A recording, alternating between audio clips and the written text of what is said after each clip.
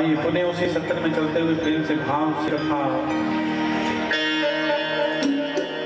गाते पवित्र पावन करेंगे सभी साथ में।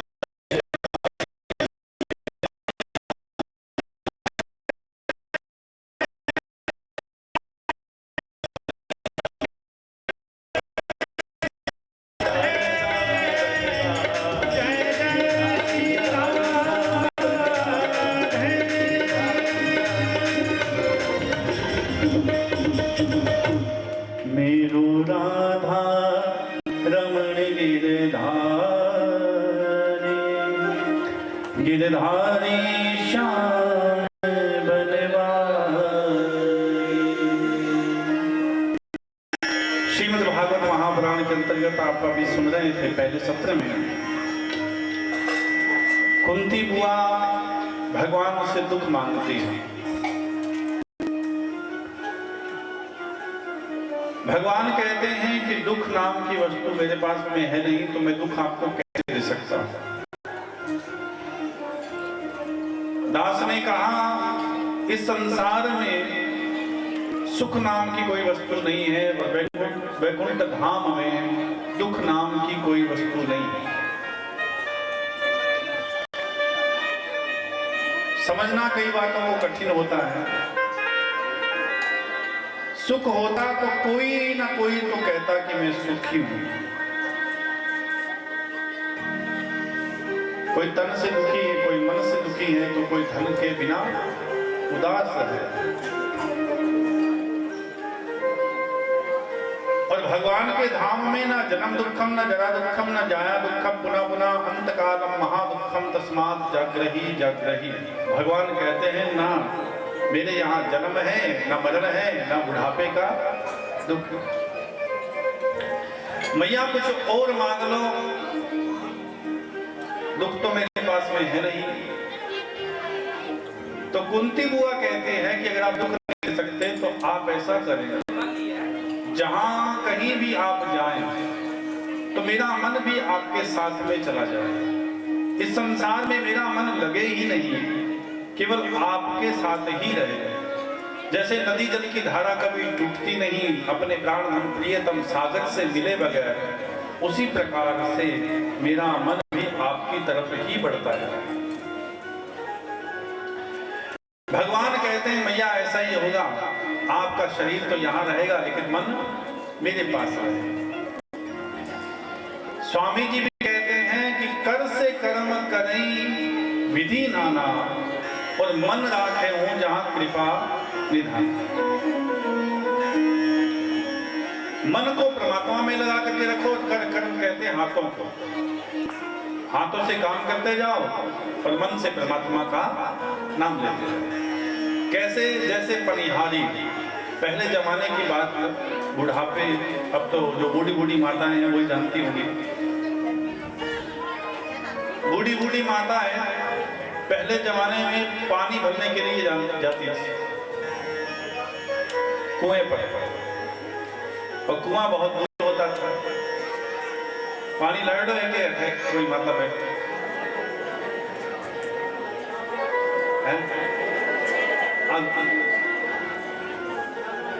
आदारी को नहीं उठावे क्यों बंद लाइडो वाली बंद तो इतना सुख कि भाई टूटी खोले ठचकन पानी आ जाए। अब बुढ़ी बुढ़ी माता में पूछो। अच्छा, पानी लेने के लिए जाती थी, दो चार माताएं इकट्ठी होकर ले जाती, एक मटका ऊपर, एक बगल में, एक हाथ में पात्र होता था। जितना ज्यादा पानी आ जाए उतना ठीक थी। तो तीन तीन पात्र लेकर के पनिहारी पानी भरने के लिए जाती है। दो चार माताएं इकट्ठी होकर के जाती है, और जब पानी भर लेती तो एक दूसरे को ऊंचा भी देती। यही होता माँ। अब एक दूसरे को ऊंचा दिया, फिर थोड़ा सा टेढ़ा होकर के महाराज दूसरा मटका उठा लिया बगल में, और फिर हाथ के अंदर। एक ऊपर है, इधर भी है और इधर भी है। अच्छा, वहां से जब वापिस आती पानी भर करके, तो दुनिया की दुनियावी बातें भी करती आती थी। कौन नहीं करती? बिनी सासियां बिनी तनखाए गई। हाँ सच में।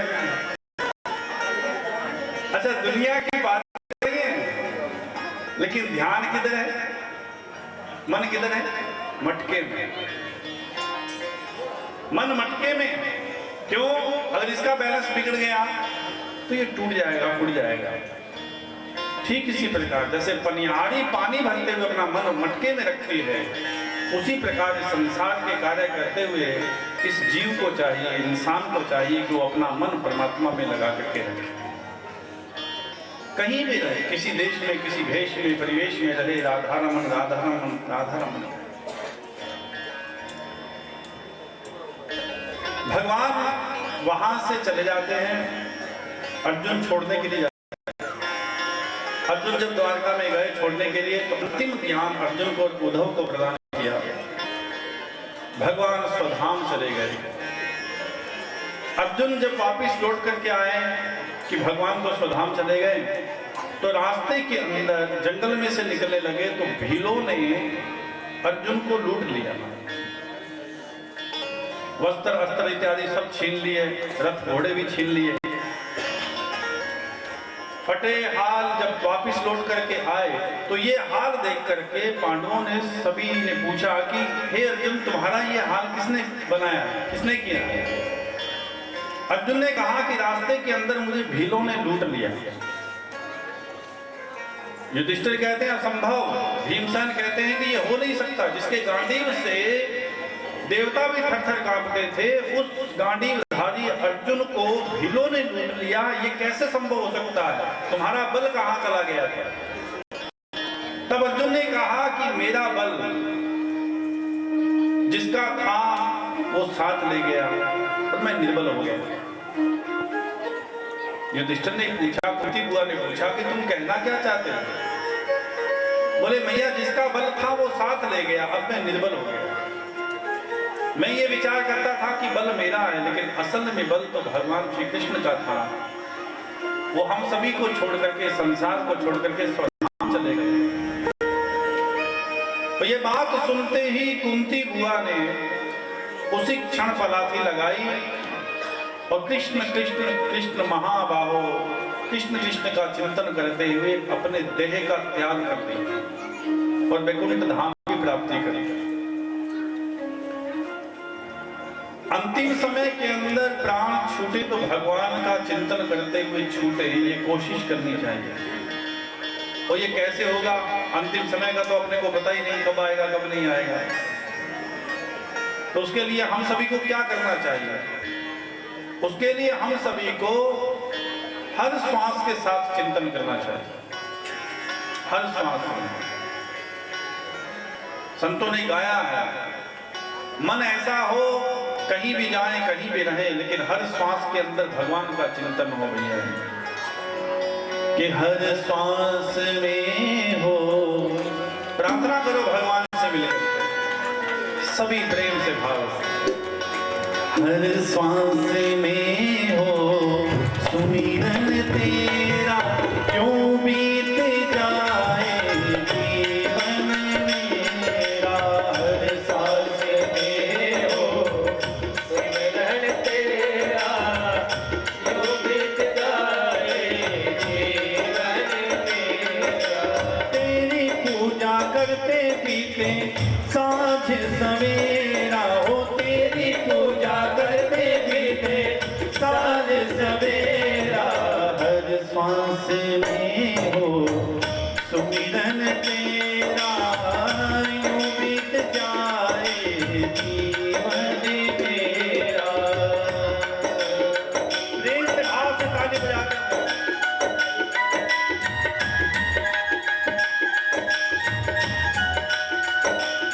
भाई देखो, ताली मारने के 3 फायदे।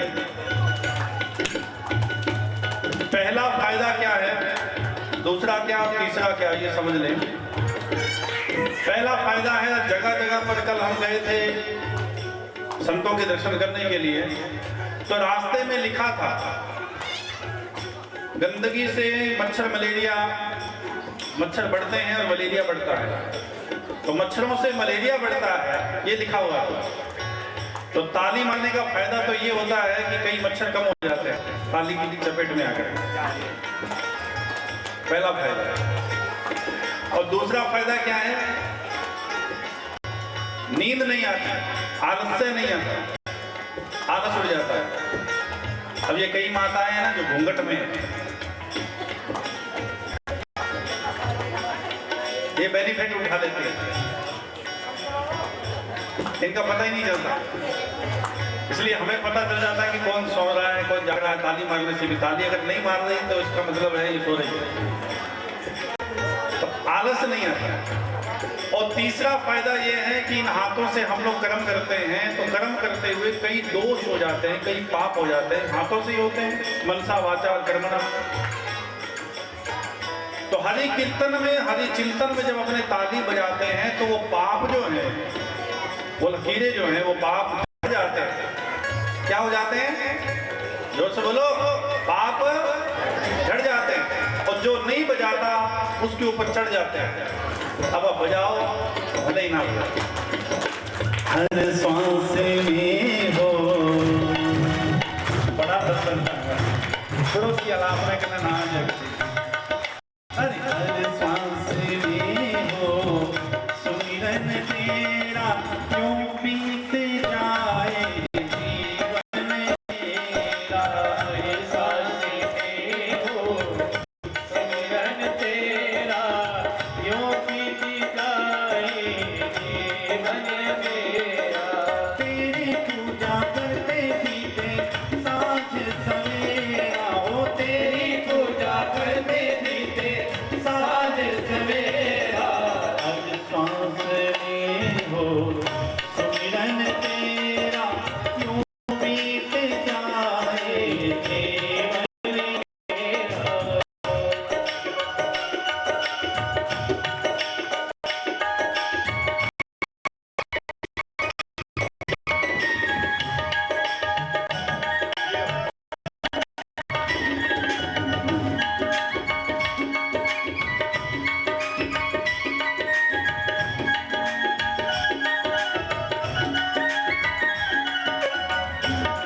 ओ नैनों की खिड़की से तो दर्शन भगवान के ही हों, ऐसा मन में विचार रखें हमेशा सदैव। अरे नैनों की खिड़की से पल पल तुझको निहारूं। नैनों की खिड़की से पल पल तुझको निहारूं। मन में तेरी आरती उतारो। मन में तेरी आरती उतारो। डाले रहूं तेरे डाले रहूं तेरे चरणों में डेरा।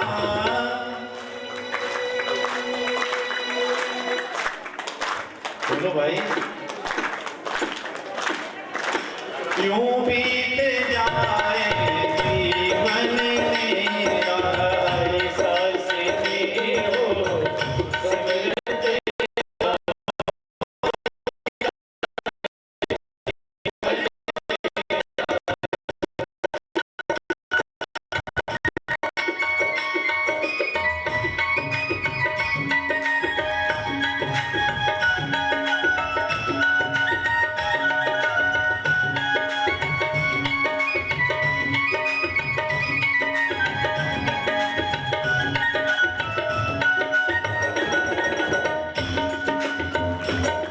और जो भी तेरा प्यारा हो मेरे दिल को प्यारा हो।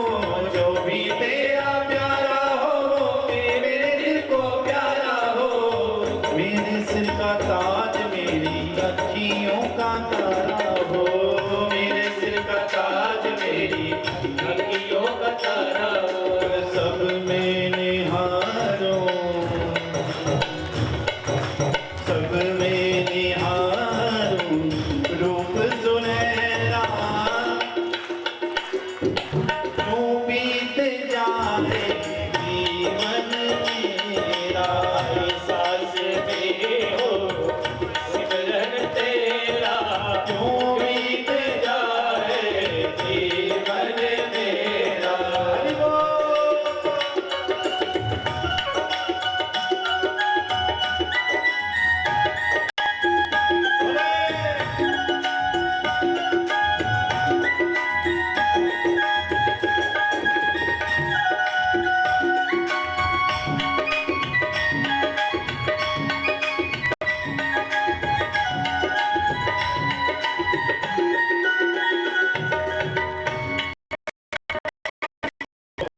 बनवारी मैं तेरे दर पे काटूं जिंदगानी।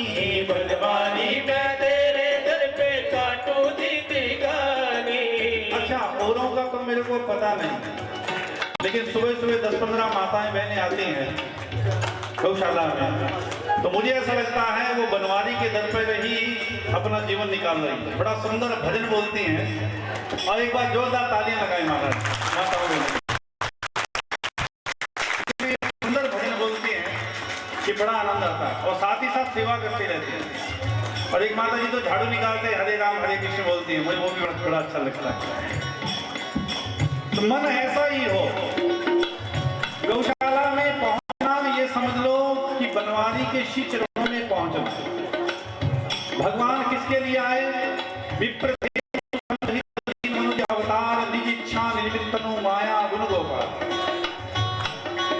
गौ माता के लिए, गौ माता की सेवा के लिए संसार के अंदर भगवान जन्म लेते हैं। साधु संतों के लिए, भक्तों के लिए भगवान इस संसार में जन्म लेते हैं। बिश्नोई समाज के बहुत से लोग बैठे हैं। 27 वर्ष तक श्री गुरु जम्बेश्वर भगवान ने क्या चढ़ाया? बोलो भाई, गौ माता, गौ। हर कोई भी संत हुआ वो गौ माता की सेवा में ही लिप्त हुआ। अगर गाय की सेवा नहीं तो कुछ भी नहीं। दास शिशुते समन्विति च सर्वसा तस्मै दुर्लभान। दुर्लभ से दुर्लभ वरदान जो है वो गौ माता प्रदान करती है। अच्छा, एक बात और बड़े हर्ष की बात है और बड़ी प्रसन्नता होती है ये बात सुन करके। हमारे अध्यक्ष महोदय प्रधान जी कहाँ गए? जसकरण जी नहीं, इधर ये भी जसकरण जी बैठे। इन्होंने भी कल बात कही थी, छोटी सी बात आ गई थी कि महाराज जो भी हमारे गौशाला के अंदर सेवा करने के लिए युवा पीढ़ी आती है ना, अब तो बहुत कम हो गए। मैंने कहा कैसे कम हो गए? बोले महाराज सबकी नौकरियां लग गई भगवान की कृपा, गौ माता की कृपा से। जोरदार ताली के साथ में बोलिए गौ माता की। दुर्लभ से दुर्लभ वरदान ये प्रदान करते हैं। अब कईयों की शादी नहीं हो रही तो इस बार मैं भगवान से प्रार्थना, गौ माता से प्रार्थना करके जाऊंगा कि अगली बार भगवान करे सही तो बैठे यहाँ। नहीं, प्रेम से बोलो, अरे बनवारी में तेरे दर पे काटू जिंदगानी, बनवारी में तेरे दर पे काटू जिंदगानी, अरे बनवारी में तेरे दर पे काटू जिंदगानी, बनवारी में तेरे दर पे काटू जिंदगानी, अरे मेरे मोहन प्यारे कर दो ये मेहरबानी, मेरे मोहन प्यारे कर दो ये मेहरबानी, हरदम हो तेरे, हरदम हो तेरे दर पे बसेरा। दोनों हाथ एक बार ऊपर कर बोलते जाओ।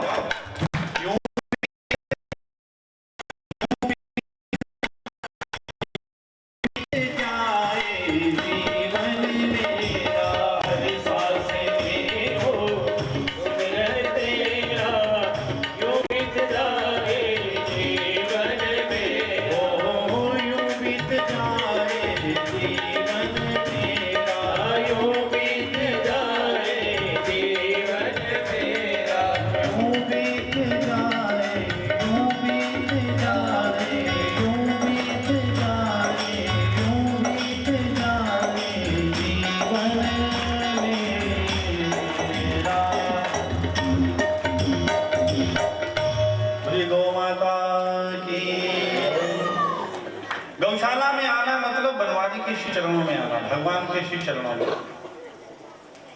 हाँ भी हमारे बड़े ही प्रिय पत्रकार छोटे भाई विरेंद्र सिंह पन्नू जी कह रहे थे कि गौ माता की सेवा, गौ माता की सेवा में तन से मन से लग जाओ। धन है तो धन खूब खूब खूब खूब बांटो। कारण क्या है? सहज का शील कहा, गौ माता के लिए, गौ माता की सेवा में दिया हुआ दान सैकड़ों हजारों गुना करके मैया वापस लौटाती है और माँ अपने बच्चों का पूर्ण ध्यान रखती है। जननी से भी बड़ी है गौ माता, जननी से भी बड़ी। कैसे? जन्म देने वाली माँ ने तो 6 महीने दूध पिलाया, 6 महीने दूध पिलाती है, लेकिन ये गौ माता पूरा जीवन दूध पिलाती है।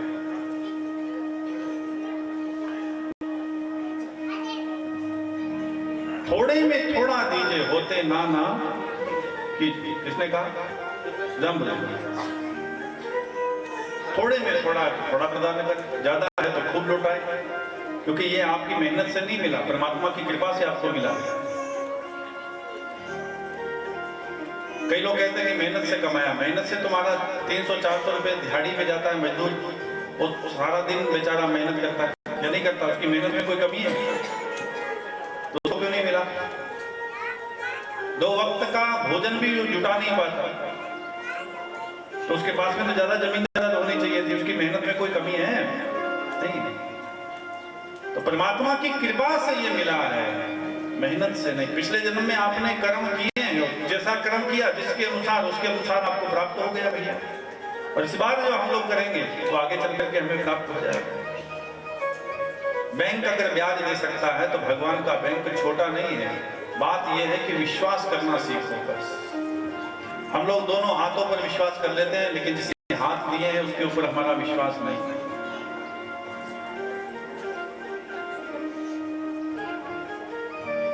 अंतिम समय आएगा तो एक ही बात निकलेगी, एक ही धन निकलेगा। बाकी धन तो महाराज आपके पहना होगा ना, वो भी उतार लेंगे लोग। समझ में आ रही है? आपके जो पहना होगा ना वे भी उतार ले सी। छोटकी कैसी तो मां मन के गई कान तो तू डाक नहीं बेटा।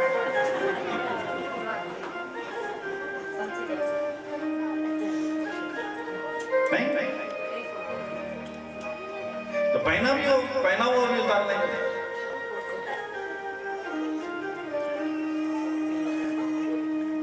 अंतिम श्वास और धन एक साथ में चलेगा। कौन सा? कबीरा सब जन निर्धना, धनवंता नहीं कोई, धनवंता सोई जानिए जाके राम नाम धन, और वही धन साथ में चलेगा। अंतिम समय में बात यही निकलेगी, राम नाम सत्य है, सत्य बोले।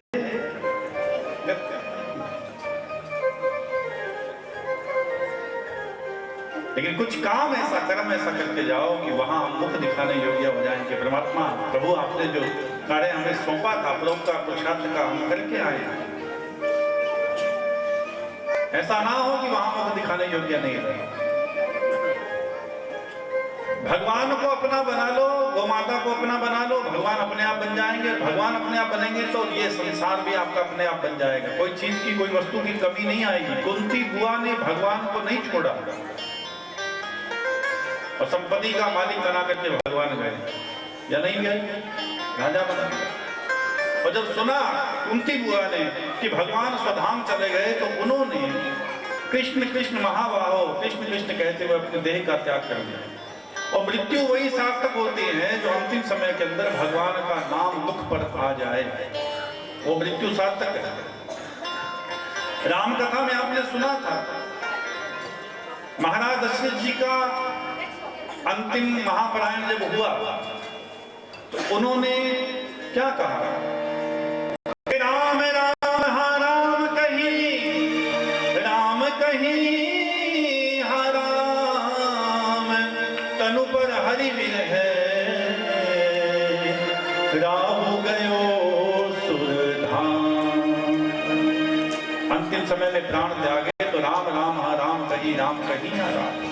भगवान से इतना प्रेम करो कि अंतिम समय आए तो श्वास में राम नाम हो, ये दुनिया का चिंतन ना हो, ये कोशिश करते हैं। अभी अभी हमारे पन्नू जी कह रहे थे ना, राम राम रटते रहो जब लगी घट में प्राण, कभी तो दीन दयाल के भनक पड़ेगी।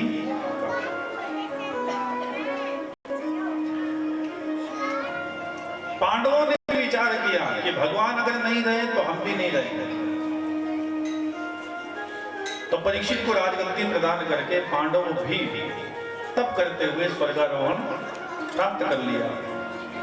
परीक्षित को राजगद्दी मिली, परीक्षित का आगे चल करके विवाह हुआ। परीक्षित जी के एक पुत्र हुआ जिसका नाम था जन्मेजय। क्या नाम था जी? जन्मेजय। द्वापर का अंतिम समय था, कलयुग प्रारंभ होने वाला था। कलयुग ये इंतजार कर रहा था कि कब ये राजा परीक्षित संसार को छोड़े, कब मैं अपने पांव पसारूं।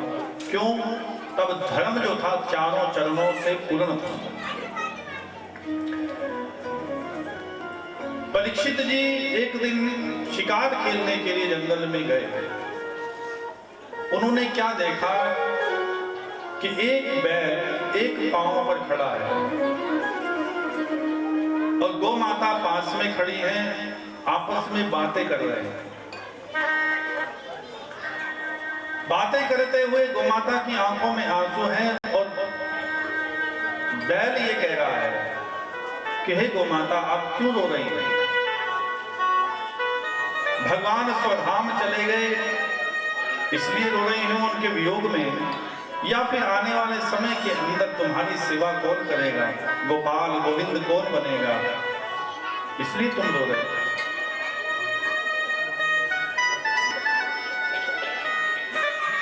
परीक्षित ने देखा ये कोई साधारण बैल नहीं हो सकता, ये गाय नहीं हो सकती। और वो गाय नहीं, पृथ्वी है। ये गाय नहीं है, पृथ्वी है।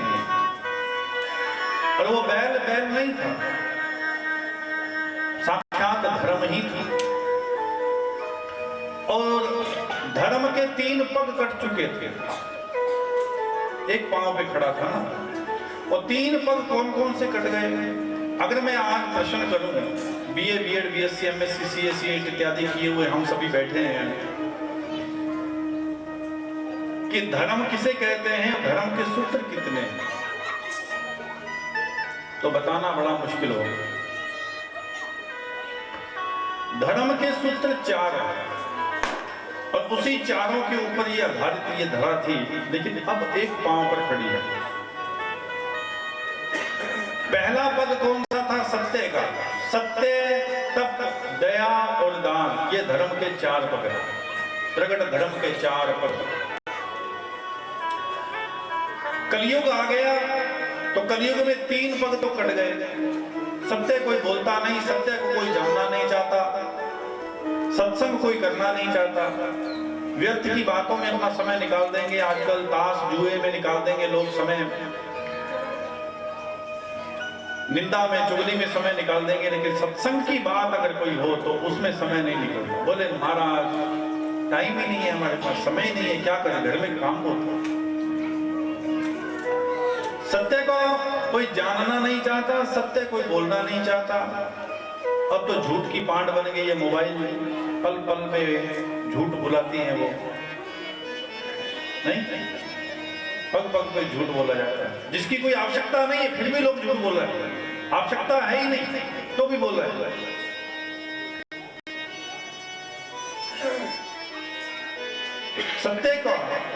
सत्य का आचरण नहीं करना चाहता। दूसरा है, सत्य को जान करके तप करना चाहिए था। ये शरीर तप करने के लिए मिला है भाई, खाने पीने, उठने बैठने, सोने जागने, डरने बलने, बच्चे पैदा करने के लिए, भोग भोगने के लिए नहीं मिला। ये काम तो पशु योनि में भी मिलेगा, पक्षियों में भी मिलेगा। ऐसी कोई योनि नहीं है जिसमें खाना पीना नहीं है, उठना बैठना नहीं है, सोना जागना नहीं है, डरना बनना नहीं है, कि बच्चे पैदा करना नहीं है, वहां भोग नहीं है। हर योनि में ये सामान मिलेगा आपको, सब ये बातें हर योनि में मिलेंगी।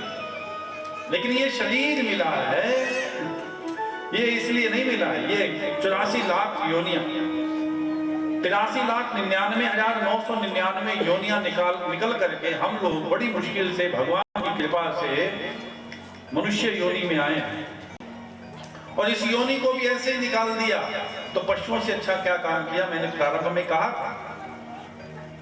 कर्म पशुओं के मानस जात, कर्म तो पशुओं जैसे मानस जात है, मनुष्य दिखाई देते हैं और नगर ढिंडोरा करे दिया कि आए जगत में क्या किया, अरे तूने तन पाला के पेट, सहजो दिन धंधे गया और रहन गई सुख लेट, के रहन गवाई सोई कर, तूने दिवस गवाया खाए, हीरे जैसा जन्म था और कोड़ी बदले जाए।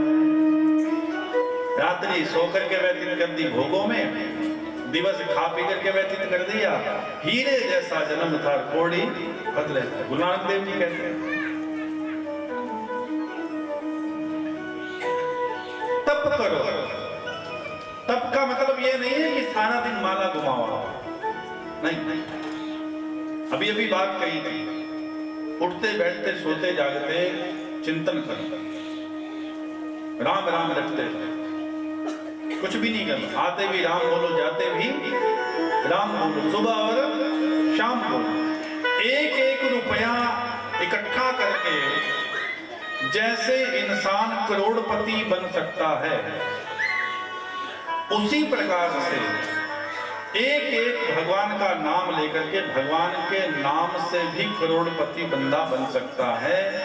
और असली धन केवल राम नाम ही है जो आपके साथ हमारे साथ चलेगा। बाकी धन तो यही मिला और यही रह जाएगा। तो एक एक रुपया जोड़ करके जैसे करोड़पति बन सकते हैं, उसी प्रकार से एक एक नाम लेकर के करोड़पति बना जा सकता है। सत्य, तप, दया। और तीसरा पद कौन सा था जो कट गया? बोले दया का। जीवों पर दया करनी चाहिए थी। हम इंसान हैं, भगवान ने नर ही नारायण के रूप में भेजा है कि ये मेरा ही रूप है, लेकिन नर ही भक्षण में लग गया महाराज, दया की भावना नहीं लगी। और दया का सबसे बड़ा पात्र आज क्या है? यद्यपि दया का पात्र नहीं है, गौ माता तो भक्ति का पात्र है। बड़े बुजुर्ग जो हैं, बूढ़े जो हैं, वो दया का पात्र नहीं है, वो भक्ति का पात्र है, श्रद्धा का पात्र है। हम लोगों को उनकी सेवा इस प्रकार से करनी चाहिए जैसे परमात्मा की सेवा करते हैं। घर में माँ बाप बैठे हैं तो उनकी सेवा कैसी करनी चाहिए? जैसे परमात्मा की करते हैं। अगर वो दुखी हैं तो आप कितने भी तीर्थों में जाएं, आपके तीर्थ का कोई सार नहीं है। घर में वो बैठे हुए माँ बाप तो रो रहे हैं, और लोग आजकल की युवा पीढ़ी जो है वो तीर्थ करने के लिए गई है, घूमने के लिए गई, लंगर लगा रही है, पैदल जा रही है, और घर में लोटा पानी का नहीं है, माँ बाप को पिलाने वाला कोई। भगवान स्वयं कहते हैं मातृ देवो भव, पितृ देवो भव। अगर सही सेवा, सही पूजन मेरा करना है तो घर बैठे हुए माता पिता की सेवा कर लो, तो सच्ची सेवा वही हो जाएगी, वही स्वीकार हो जाएगा। गौ माता भक्ति का पात्र है। गाय गाय नहीं है, गाय साक्षात देवी है, गाय साक्षात धरा है। और इस धरा के ऊपर गाय अगर नहीं रही तो ये समझ लो कि ये हमारा धर्म भी नहीं रहेगा और ये धरा भी नहीं रहेगा। और हिंदू को, सनातन धर्म को समाप्त करने के लिए बहुत से लोग एक ही टारगेट लेकर के चल रहे हैं कि इनकी गाय को समाप्त कर दो आप, बस। और गाय अगर नहीं रही तो हिंदू धर्म, सनातन धर्म रहेगा कैसे? मुझे ये बताओ। क्योंकि गौ माता के पंचगव्य से ही पूजा पाठ की सामग्री की प्राप्ति होती है। अगर गौ माता का पंचगव्य नहीं हो तो पूजा पाठ सार्थक नहीं है, शुद्ध नहीं माना जा सकता। यहाँ बिश्नोई समाज के कितने लोग बैठे हैं, कितनी माताएं बहनें भाई बंधु बैठे हैं? हाथ जरा ऊपर करेंगे। 5-7 घर बताएंगे, ठीक है? इधर बैठे ये बात। श्री गुरु जम्बेश्वर भगवान ने क्या कहा? नित्य हवन करें। और नित्य हवन किसका करें? क्या लेकर के करें? गौ माता का छान, गौ माता का गोबर लेकर के, लेपन करके, छाने लेकर के नित्य यज्ञ करें। नित्य नित्य अमावस का तो करना ही करना है, लेकिन नित्य यज्ञ। और पंचगव्य के द्वारा गौ माता के घृत से, घी से, दूध से, दही से। और हमारे सनातन धर्म में ये पुरानी परिपाटी थी, माताएं बहनें जब चूल्हा जलाती थी तो गौ माता का गोबर लेकर के ऊपर गोबर का लेपन होता था रसोई घर के अंदर। लक्ष्मी का वास है गौ माता के गोबर में। लेकिन हम लोगों ने छोड़ दिया महाराज, साधारण पशु मान करके रखा है। हम लोग भी गाय को कितना समझते हैं? अगर साधारण भाषा में कहूं, एक बार जयकारा लगाएंगे आप। गौ माता की, दोनों हाथ ऊपर करके बोलो, गौ माता की। हाँ, ये बात एक बार और कर दो, गौ माता की। जब तक गौ माता दूध दे नहीं, जब तक तो गौ माता की जय, गौ माता की जय कितनी करा लो। जी दूध देना बंद कर दियो, घूंटा खोल दी, बोले वो ही जय। पाछी आती दिखे लट रही के सामने रहे, मियां गौ माता की जय। ये तो ही है।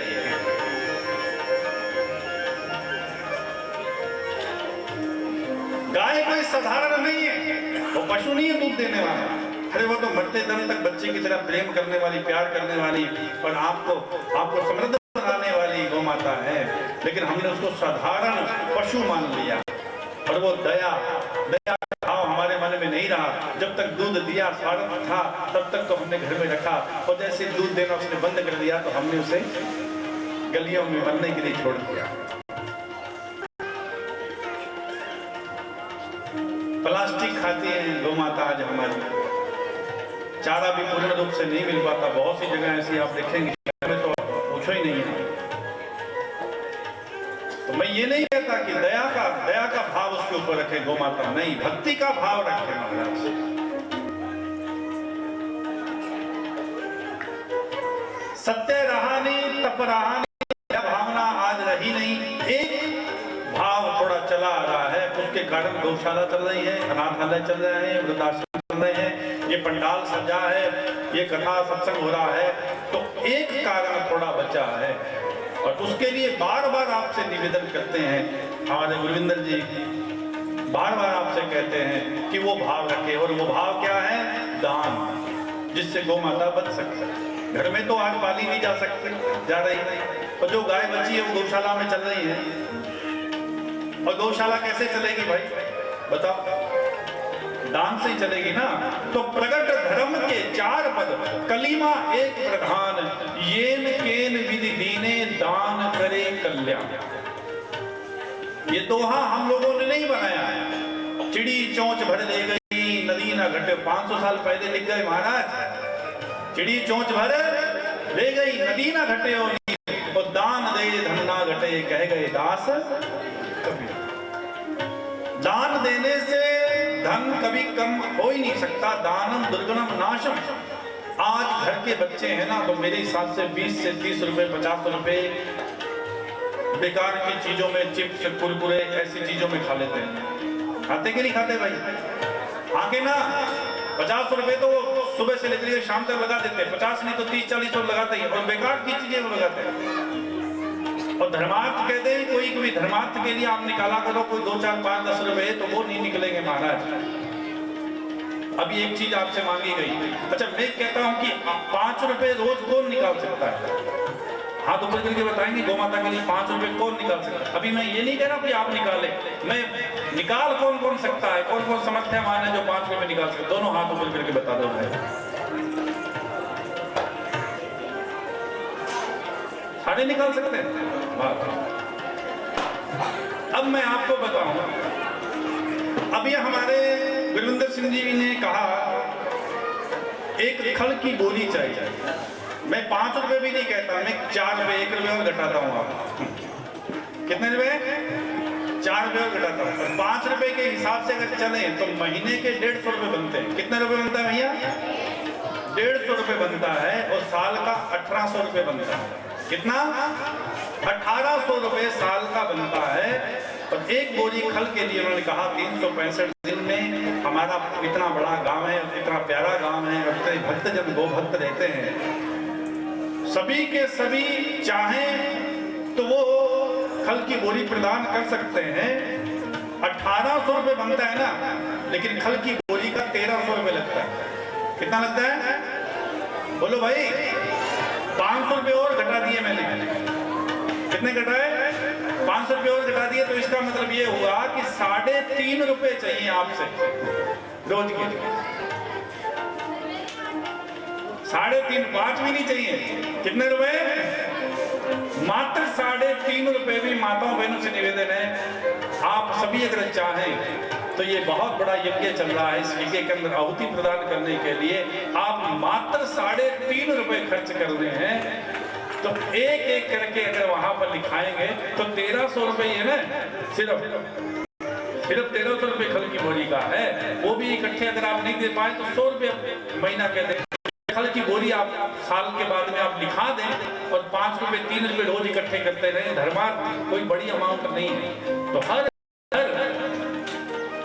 खल की बोरी दे सकते हैं। और आप देंगे, मुझे ये पूर्णतः विश्वास है। मैं पड़ोसी की सौगंध खा करके कहता हूं।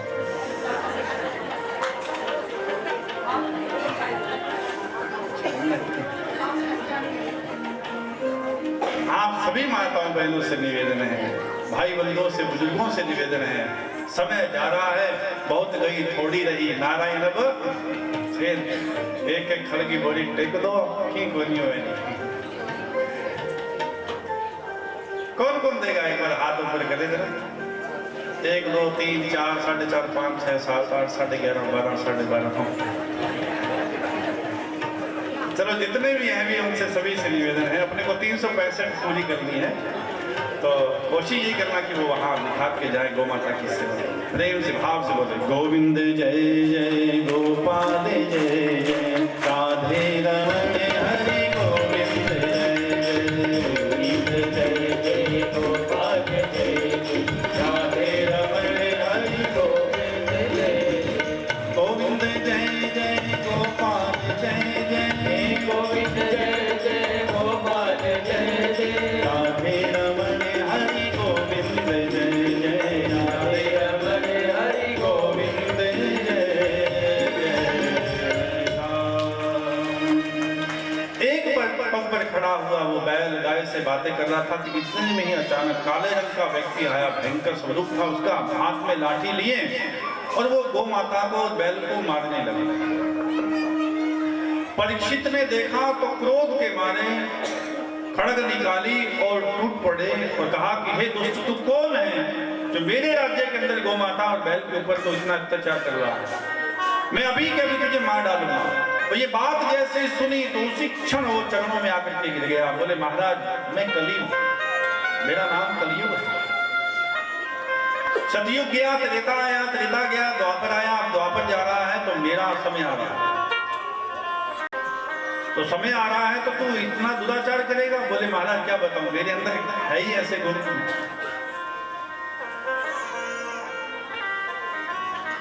बोले अगर इतने अवगुण तुम्हारे बीच में हैं तो मैं तुम्हें छोड़ूंगा नहीं, मैं मार डालूंगा। बोले महाराज मैं शरणागत हूं, और शरणागत जो हो जाए तो राजा का कर्तव्य बनता है कि उससे प्राण नहीं ले सकते। सिलेंडर जो हो गया, मुझे रहने के लिए या तो कोई स्थान दो महाराज, सप्तद्वीपी राजा हैं, चारों आप ही का राज्य है, या तो मुझे कोई स्थान दे दो रहने के लिए। अब समय तो मेरा आ गया, मैं क्या करूं? और प्रकृति का नियम है बदलना। तो कहा तेरे अंदर कोई गुण भी है? सारे अवगुण हैं। बोले वैसे तो मेरे भीतर सब अवगुण हैं, लेकिन एक गुण है। क्या गुण है? बोले सतयुग के अंदर लोग सत्यवादी थे, इसलिए परमात्मा सदैव उनके साथ ही रहते थे। साक्षात भगवान के रूप थे, सत्यवादी थे सभी। त्रेता युग आया तो तप प्रधान हो गया। क्या प्रधान हो गया?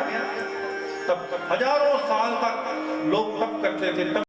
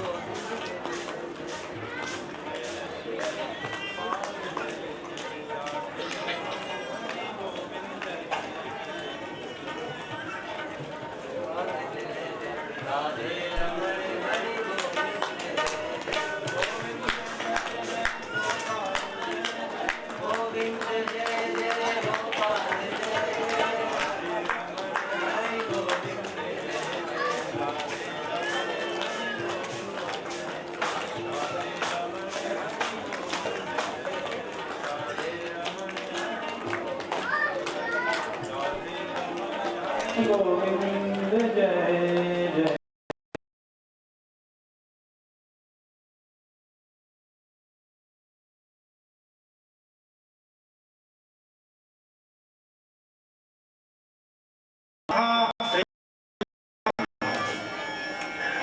युग के अंदर यज्ञ प्रधान हो गया, सैकड़ों वर्ष तक यज्ञ करते तो भगवान की प्राप्ति हुई। लेकिन मैं कलयुग के अंदर कोई सत्य बोले नहीं बोले, तब कर पाएगा तो ठीक, नहीं कर पाएगा तो ठीक। यज्ञ कोई कर सके तो बहुत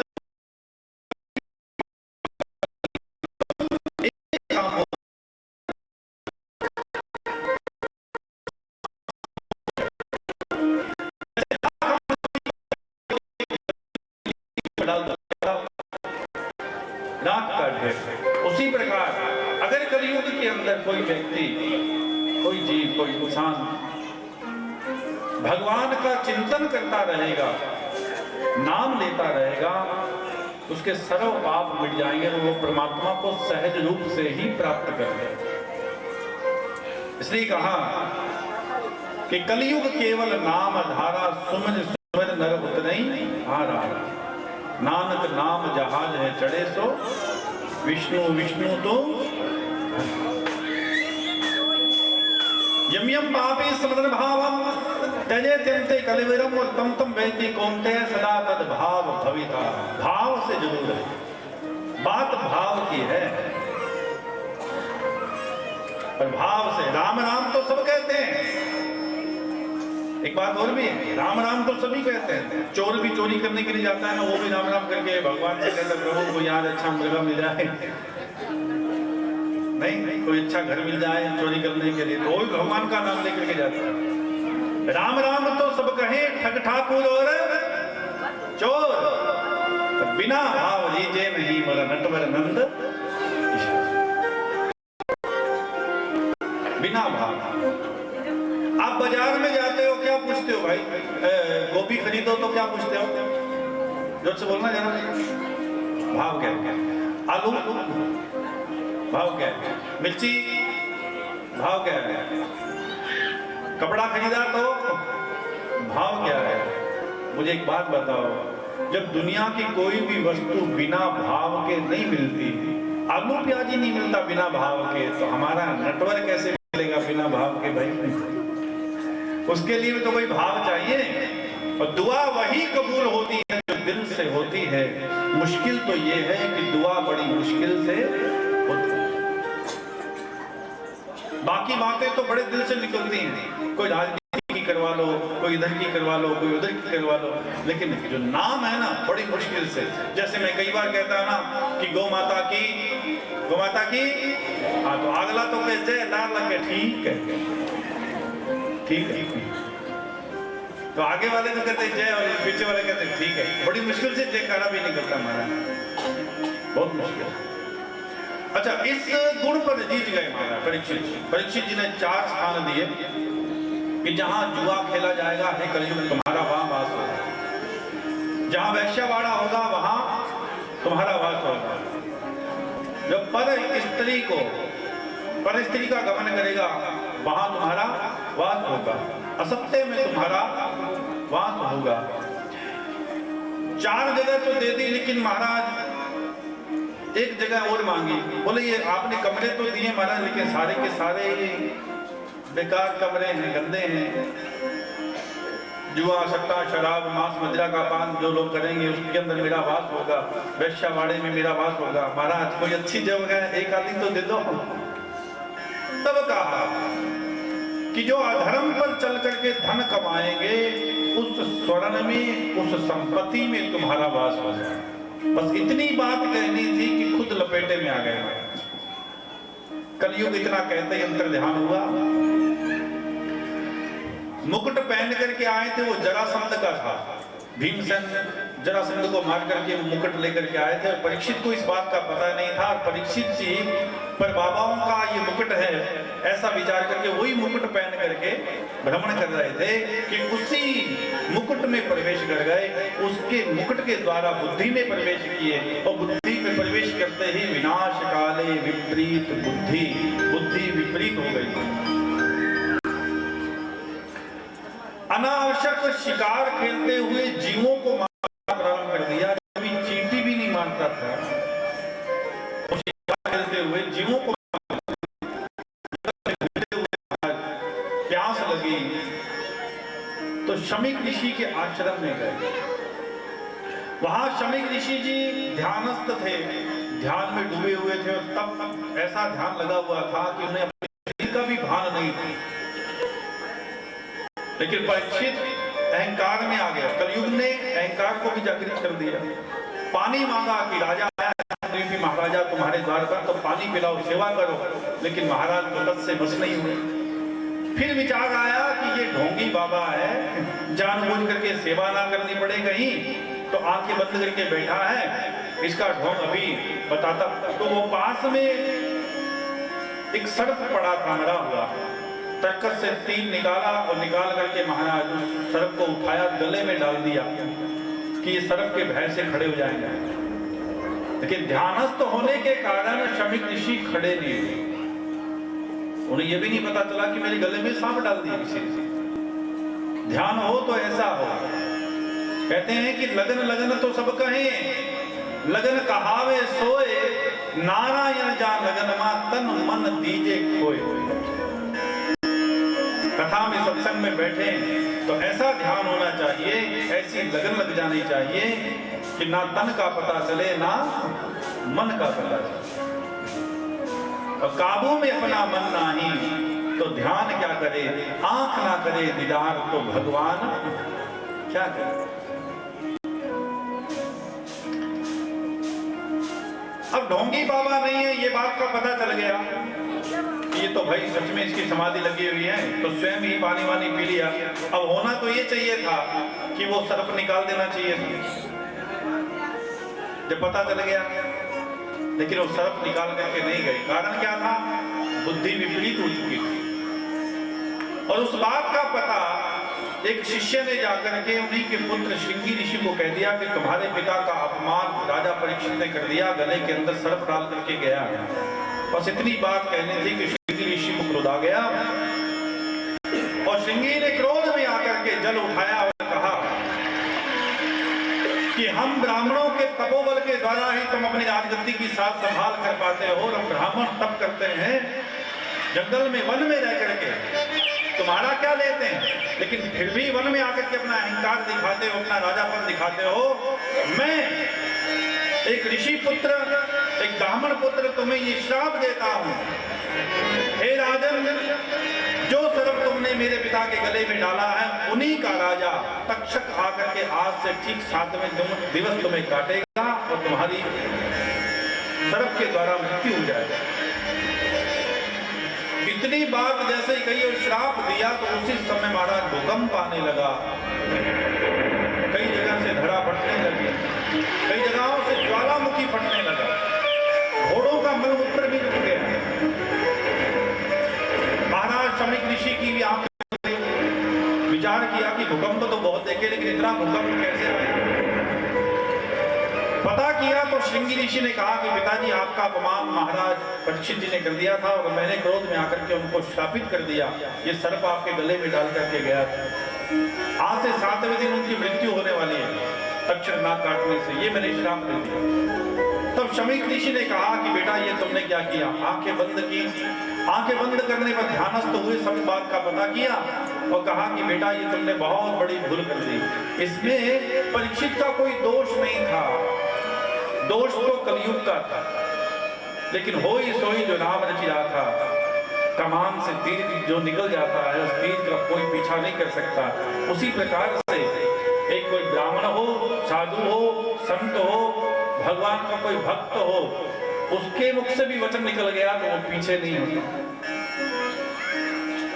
अब तुमने जो कह दिया वो तो सत्य ही होगा, लेकिन परीक्षित धर्म प्रिय राजा है, तुम जाकर के उनका कल्याण करो। उन्हें कह तो दो, बता तो दो, कम से कम 7 दिनों में अपना कल्याण तो कर लूं। श्रृंगी ऋषि जो वो लज्जा के मारे नीचे मुख करके बैठ गया, पिताजी मैं नहीं जाऊंगा, मुझे लज्जा है, आपने मुझे बताया भी दोष नहीं है और मैं वहां जाऊं, श्राप मैंने दिया। तो गोमुख नाम के शिष्य को भेजा और वो शिष्य ने जाकर के जैसे परीक्षित को बताया, परीक्षित ने वो मुकुट नीचे उतारा तो कलियुग भी उतर गया और जो बुद्धि क्षीण हो चुकी थी वो स्थिर हो गई।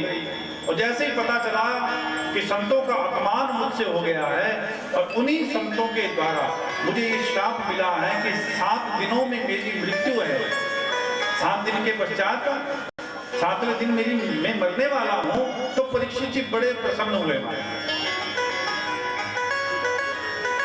7 दिन बाद में मेरी मृत्यु है ना, 7वें दिवस, इसका मतलब 7 दिन का तो प्रमाण पत्र मेरे को मिल गया, मैं मर नहीं सकता 7 दिनों में। और 7वां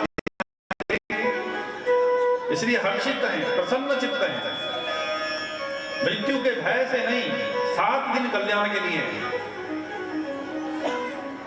आज किसी 90 साल के डॉक्टर को कह दो, कोई डॉक्टर कह दे कि भाई इन्हें ले जाओ घरे जाके सेवा करो, तो 90 साल का डॉक्टर को पता चल जाए कि भाई डॉक्टर ने मेरे को जवाब दे दिया, तो वो कहेगा भाई ये पागल है डॉक्टर, किसी और के पास में लेके जाऊं मेरे को। अभी तो 2-3 शादियां और देखनी है मैंने, नाती पोते की। परीक्षित जी बड़े प्रसन्न हैं। परीक्षित जी महाराज उसी क्षण राजवस्त्र उतार देते हैं और राज ऋषि बन करके वल्कल पहन करके अपने पुत्र को राजगद्दी प्रदान कर देते हैं और वहां से वन में चले जाते हैं। घूमते घूमते मठों में जा रहे हैं, सभी से पूछ रहे हैं। जब सभी को पता चलता है कि संतों के द्वारा स्थापित होकर के आए हैं तो बड़ा दुख होता है सभी को। सभी से पूछा कि 7 दिनों में मेरी मृत्यु है, 7वें दिन तो 7 दिन मेरे पास में बचे हैं, इसमें कोई मेरा कल्याण हो जाए, तो ऐसी कोई कथा, कोई सत्संग आप सुना दें। उन्हीं के बीच में श्री सुखदेव जी महाराज प्रकट हो जाते हैं। बोले श्री सुखदेव जी महाराज की जय। सभी संतों ने कहा भगवान की बड़ी कृपा भाई, हे राजन तुम्हारा कल्याण करने के लिए श्री सुखदेव जी महाराज आए, इनके श्री चरणों में बैठो और बिना समय गवाए इनसे कोई ऐसा प्रश्न कर दो कि ये 7 दिन तक यहाँ बैठे रहें, अन्यथा जितना दूध दूने में समय लगता है उतना ही समय ये रुकते हैं। बस इतना कहना था कि परीक्षित जी जाकर के श्री सुखदेव जी महाराज के श्री चरणों में बैठे और श्री सुखदेव जी से कहने लगे कि मरण धर्म क्या है। क्या पूछा जी? मरण धर्म क्या है? ये प्रश्न परीक्षित का नहीं है, हमारा आपका सबका भी यही प्रश्न होना चाहिए। संत के पास में जाएं तो अपना समय ऐसे नहीं निकालें। कहते हैं कि संत का क्षण और अन्न का कण ये दोनों व्यर्थ नहीं जाने चाहिए। संत के पास में अगर संत मिल गए आपको तो संतों के पास में ये जाकर के नहीं कहना चाहिए कि हमारी फैक्ट्री नहीं चल रही, हमारी दुकान नहीं चल रही है, हमारे घर में ये नहीं हो रहा, वो नहीं हो रहा, ये बातें नहीं करनी चाहिए। संत के पास में जाए तो अपने कल्याण की बात पूछें कि हमारा कल्याण किसमें होगा। और अन्न का एक कण वो थाली में व्यर्थ नहीं जाना चाहिए। एक जगह हम लोग गए थे कहीं विवाह के अंदर, तो बड़ी सुंदर बात लिखी थी कि उतना ही लो थाली में जो व्यर्थ न जाए नाली में। लेकिन लोग फिर भी महाराज इतने मूर्ख थे कि आधी थाली सीधा ही डस्टबिन में जा रही थी। एक दो आदमी को मैंने कहा कि बोले महाराज ऐसे लिखा ही रहता है क्या? मैंने कहा अच्छा ठीक है, ऐसे लिखे देखते हुए भी अंधे हो आप। महान मूर्खों में आपकी तो संज्ञा आनी चाहिए। अरे दोबारा ले लो भाई, दोबारा ले लो, तीसरी बार ले लो, चौथी बार ले लो, कोई बात नहीं। और माताओं बहनों का तो कहना ही क्या है, अपने बच्चों को इतना डाल करके दे देंगे हनुमान दादो सुखी रखे, इतना डाल करके दे देंगे कि भाई नाली में जाए तो जाए लेकिन बच्चा हमारा फुल खाए जितना भी हो सकता है। ऐसा भी होता है ना कि 500 रुपए 200 रुपए बांध देना है तो 500 को खा गई उन्होंने। MBBS बन के जाना है, और खाया नहीं जाए तो उतना व्यर्थ करके आना है, ऐसा नहीं होना चाहिए। एक बार नहीं दूसरी बार ले लो, दूसरी बार नहीं तीसरी बार ले लो। जिस भोजन को हम लोग नाली में व्यर्थ लगा देते हैं शादी ब्याह के अंदर, उस भोजन के लिए लोग तरसते हैं। और पहली बात तो शुक्रगुजार करो परमात्मा का कि वो भोजन अपने को मिल रहा है। कई लोग तो बेचारे भूखे हो जाते हैं, उनके भाग में वो भोजन भी नहीं होता। तो संत का क्षण और अन्न का कण कभी व्यर्थ ना जाए, उतना ही लो थाली में, ये नियम बना लो। क्या? उतना ही लो थाली में, जो व्यर्थ न जाए ना लीजिए। पूछा गया कि मरण धर्म क्या है, जिसकी मृत्यु निकट हो उसे क्या करना चाहिए? और ये प्रश्न हमारा आपका सबका होना चाहिए। अच्छा, राजा परीक्षित को तो इस बात का भान था, पता था, प्रमाण पत्र मिल गया एक संत के द्वारा, एक ब्राह्मण के द्वारा कि 7वें दिन मृत्यु है। लेकिन हमारे पास में कोई प्रमाण पत्र है कि 7 सेकंड भी हम जिंदा रह सकते हैं, जीवित रह सकते हैं? अभी अभी बात हो रही थी, पिछली बार जब मैं कथा में आया था तो बड़ी सेवा की उस बच्चे ने, भाई ने, बहुत अच्छा भक्त था, सुभाष जी की बात हुई थी। पिछले वर्ष हमारे साथ में थी, अब की बात नहीं है। भगवान उसकी आत्मा को शांति प्रदान करे, हम प्रार्थना करते हैं व्यासकाशी से। खूब सेवा करता था बच्चा, लेकिन थोड़ा विचार हमें भी आना चाहिए कि जो कल तक हमारे साथ में था, बहुत से बिजला जी के भाई भी थे और हमारे पन्नू जी के बहनोई भी संसार को छोड़ करके चले गए। जो भी संसार को छोड़ करके जाना तो सभी ने है। भगवान उनकी आत्मा को शांति प्रदान करे, हम सभी प्रार्थना हमेशा करते रहें, क्योंकि दुआ भी भगवान कबूल करते हैं। जाना तो सभी ने है एक दिन, लेकिन हम लोग भूल जाते हैं, फिर उसी काम में जुड़ जाते हैं, उसी पाप कर्म में, उसी दुष्कर्म में। किसी को पूछ लो, सब जानते हैं मरना है। किसी को भी पूछ लो, बोले ना भाई मैं झूठ बोलूं, मरनो है। इन माता बहन तो मिनट मिनट में ही कहे मैं झूठ को नहीं बोलूं, भगवान ने जान देनी है। भाई बंधु भी आज सुबह बोल ना ना मैं झूठ नहीं कही अंदाजी, भगवान ने आपको जान देनी है। ऐसे बात हो रही थी आज। तो मैंने कहा कि सामने जेड़ा खड़ा है उन्हें कि बड़ो सिंह देनी है।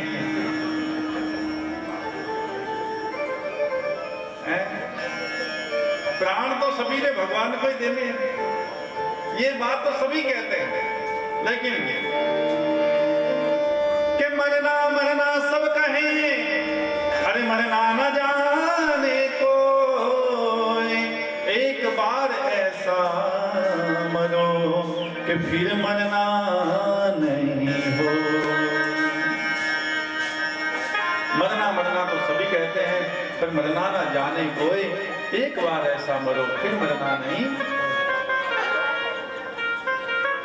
आज इन सभी भक्तों की बात हो रही है व्यास गद्दी से। कारण क्या है कि वो सत्कर्म करके संसार से गए हैं।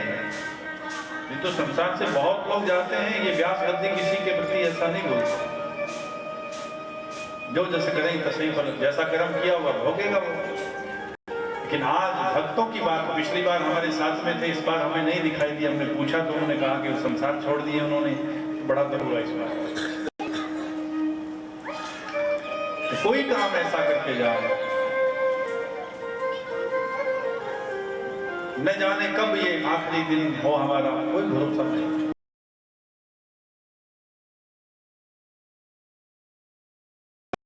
क्या भरोसा है इस जिंदगी का, साथ में गाएंगे और ये बात साथ में लेके जाएंगे कि क्या भरोसा है इस जिंदगी का, साथ देती नहीं ये किसी का।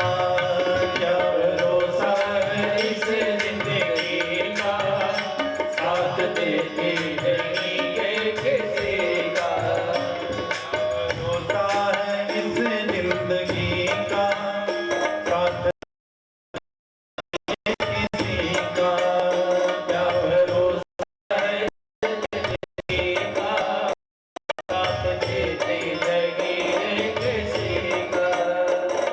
सांस रुक जाएगी चलते चलते, क्षमा बुझ जाएगी चलते चलते, सांस रुक जाएगी चलते चलते, क्षमा बुझ जाएगी चलते चलते, दम निकल जाएगा, दम निकल जाएगा, दम निकल जाएगा रोशनी का, क्या भरोसा, क्या भरोसा, क्या भरोसा है इस जिंदगी का, साथ दे नहीं ये किसी का।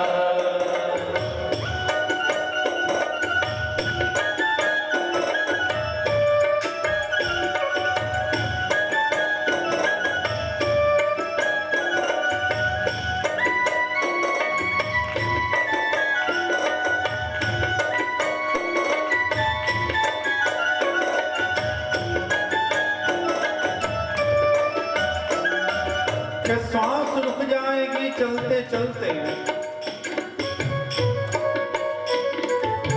एक बड़ा सुंदर उदाहरण है, सिलेंडर पड़ा था यहाँ, हर घर में सिलेंडर है या नहीं है? बोलो भाई, हर घर में मिलेगा आपको। सिलेंडर जब लेने के लिए जाते हैं ना अपने, तो कॉपी लेकर के जाते हैं। अब सिलेंडर कॉपी लेकर के वो डेट लिख देता है कि इतनी तारीख को आपने सिलेंडर की डिलीवरी ली। होता कि नहीं होता? उसके ऊपर वेट भी लिखा होता है, 29 किलो 200 ग्राम, 14 किलो या 15 किलो खाली है और 14 किलो उसके अंदर भरा हुआ है। और वो सिलेंडर ला करके हम घर में लगा देते हैं। ये माताएं बहनें चूल्हे पर काम करती हैं, तो जब सिलेंडर को लगाया जाता है तो माताओं बहनों से निवेदन करूंगा कि वो तारीख लिख लें, इतने बज करके इतने मिनट इतने सेकंड के ऊपर इस सिलेंडर को चूल्हे के साथ में लगाया गया। ठीक है जी? पल्ले पड़ेगा थारे, लारे पल्ले पड़ेगा थारे माता बहना हैं? अगर पल्ले नहीं पड़े तो भी बैठे अधिया थे, प्रसाद तो पल्ले पड़ी जी सी। हाँ सही है। अच्छा जी, अब 24 घंटे ये सिलेंडर पे काम करती है माता बहनें, तो कोई एक माता बहन भी मुझे बता सकती है कि सिलेंडर ये इस दिन लगाया था और इस दिन खाली होगा? बोलो बोलो, आप लोग बता सकते हैं? कब चूल्हे की रोटी कच्ची की कच्ची रह जाए और सिलेंडर की फूंक निकल जाए, बोले आ लो आ तो गियो, कोई पता नहीं। उसी प्रकार जब हम जन्म लेते हैं तो जन्म लेते हुए डेट ऑफ बर्थ लिखी जाती है, इतने बज करके इतने मिनट पर इस बच्चे ने जन्म लिया, सब जानते हैं, जन्म कुंडली भी बनाते हैं। लेकिन आज तक किसी को ये पता है कि ये इस दिन हम लोग जाएंगे, इस दिन ये मरेगा? बोलो, इस दिन इसका सिलेंडर खत्म होगा? कोई पता नहीं। सांस रुक जाएगी चलते चलते, जब तक दिए में तेल है तब तक दिए का खेल है, तेल खत्म तो खेल खत्म। दुनिया है ये हकीकत पुरानी, चलते रुकना है इसकी रवानी। दुनिया है ये हकीकत पुरानी, चलते रुकना है इसकी रवानी। फर्ज पूरा करो, कर्ज पूरा करो, फर्ज पूरा करो बंदगी का, क्या भरोसा, क्या भरोसा, क्या भरोसा है इस जिंदगी का, साथ देती नहीं ये किसी का, क्या भरोसा है इस जिंदगी का, साथ देती नहीं ये किसी का। करोड़ों रुपए की गाड़ी लेकर के कोई आए, गाड़ी बहुत बढ़िया है, 1 करोड़ की है। अब 1 करोड़ रुपए की गाड़ी, और किसी मित्र ने कह दिया अरे भैया तेरी गाड़ी तो बहुत बढ़िया है, चल थोड़ा घुमा करके ला। बोले ठीक है चलो बैठे, चल दिए। अब चलने के बाद में अपनी मस्ती में जा रहे हैं, गाने बजा रहे हैं गाड़ी के अंदर, गाने बजा रहे हैं गाड़ी के अंदर। अब गाने बजाते बजाते अचानक गाड़ी खड़ी हो गई। अब अचानक खड़ी हुई तो उसने पूछा कि क्या हुआ भैया, नई गाड़ी है अचानक कैसे खड़ी हो गई? बोले अरे भैया मस्ती में जा रहे थे लेकिन तेल के मीटर की तरफ तो देखा ही नहीं थी, तेल खत्म हो गया। आने जाने वाले पूछ रहे हैं इतनी बढ़िया गाड़ी भैया बात क्या है, खड़ी क्यों? बोले तेल नहीं है। बोले फिर क्या है की गाड़ी जो मंजिल पर ही नहीं पहुंचा सकती, तेल खत्म तो खेल खत्म। कहने का तात्पर्य यह है कि करोड़पति हैं आप, अरबपति हैं आप, खरबपति हो जाओ, लेकिन जब ये प्राण छूटेंगे तो आपका शरीर माटी का था माटी में मिल जाएगा। उस करोड़ों रुपए का कोई मतलब नहीं रहेगा। आज आप कह रहे हैं मेरा है, कल आपके बेटे कहेंगे अब मेरा है। बेटा तो गया, रजिस्ट्री नाम करवाओ, प्लाट लिखाओ, नहीं तो गया। और मेरा मेरा कहते हुए ये वहम हो जाए ना आपको कि ये मेरा है। आप कहते हैं, हम कहते हैं जमीन मेरी है, लेकिन जमीन ने भी कभी आपको कहा कि तू मेरा है? बोलो, जमीन के तेरे जैसी पूछ घनी आई हो, मेरा मेरा कहना नहीं सह गई। मैं तो उसकी थी, उसकी हूं और उसकी ही रहूंगी। सब गोविंद है, सब गोविंद है, गोविंद बिन नहीं कोई। Everything is he and everything is his. सब कुछ वही है और सब कुछ उसी का ही है। हम तो केवल मुनीम बन करके आए हैं। मुनीम बने रहो भैया, सेठ बनने की कोशिश मत करो। हम सभी मुनीम हैं। और ये वहम हो जाए कि मेरा है तो घर में लटकी हुई तस्वीरों को देख लिया करो। आप घर में कई तस्वीरें लटकी होती ना, नीचे लिखा होता स्वर्गीय है फलाना राम, वो भी कहते थे मेरा है। आज लटके पड़े हैं ऊपर, कोई कपड़ा भी नहीं मारता। सही है, कोई काम ऐसा कर जाओ दुनिया आपको याद करे भैया। दुनिया है ये हकीकत पुरानी, चलते रुकना है इसकी रवानी। दुनिया है ये हकीकत पुरानी, चलते रुकना है इसकी रवानी। फर्ज पूरा करो, फर्ज पूरा करो, फर्ज पूरा करो बंदगी का। क्या भरोसा, क्या भरोसा, क्या भरोसा है इस जिंदगी का, साथ दे देंगे किसी का। मैं तो ये कहता हूँ और कुछ नहीं कर सको तो एक निवेदन है, करबद्ध प्रार्थना है। अभी कोरोना काल के अंदर सबसे ज्यादा अपने को आवश्यकता क्या थी? श्वास की। और श्वास मिलता किससे है? पेड़ों से। ऑक्सीजन कहाँ से मिलती है? पेड़ों से मिलती है। और आज लोगों ने पेड़ काटने में लगे। वुडन का काम बड़ा सुंदर करवाते हैं, घर में लकड़ियों का काम बड़ा सुंदर करवाते हैं, ये अलमारी लकड़ी की बनी, ये बेड लकड़ी का बना। लेकिन जीवन में पेड़ काटने में आप लगे रहे, वुडन का काम करवाने में लगे रहे, लेकिन जीवन में आपने कितने पेड़ लगाए भाई? हैं? आने वाले समय के अंदर जिन बच्चों को ऑक्सीजन ही नहीं मिलेगी, ऑक्सीजन ही नहीं मिलेगी, तो ये धन का क्या करोगे भाई? ये बताओ। और फिर भी हम लोग सुलझे नहीं, समझे भी नहीं। और मेरे हिसाब से कोरोना काल के बाद में कितने लोगों ने पेड़ लगाए भाई गांव में? बताओ। पड़ोसी की सौगंध खा के बताओ कितना पेड़ लगाया बाद में भी? ये आपत्ति विपत्ति तो कभी आ सकती है, हैं? 2 लगाया, बस इनके लिए ताली बजाओ भाई। यही कहने में 2 पेड़ लगाए, बहुत बढ़िया। एक बात कहूं आपसे, आने वाले समय के अंदर जो बच्चे होंगे ना, जो माताएं बहनें, जो गर्भवती बच्चे होंगे, वो बहुत रियल चांस होंगे जो संतुष्ट बच्चों को पैदा कर पाएंगी माताएं बहनें।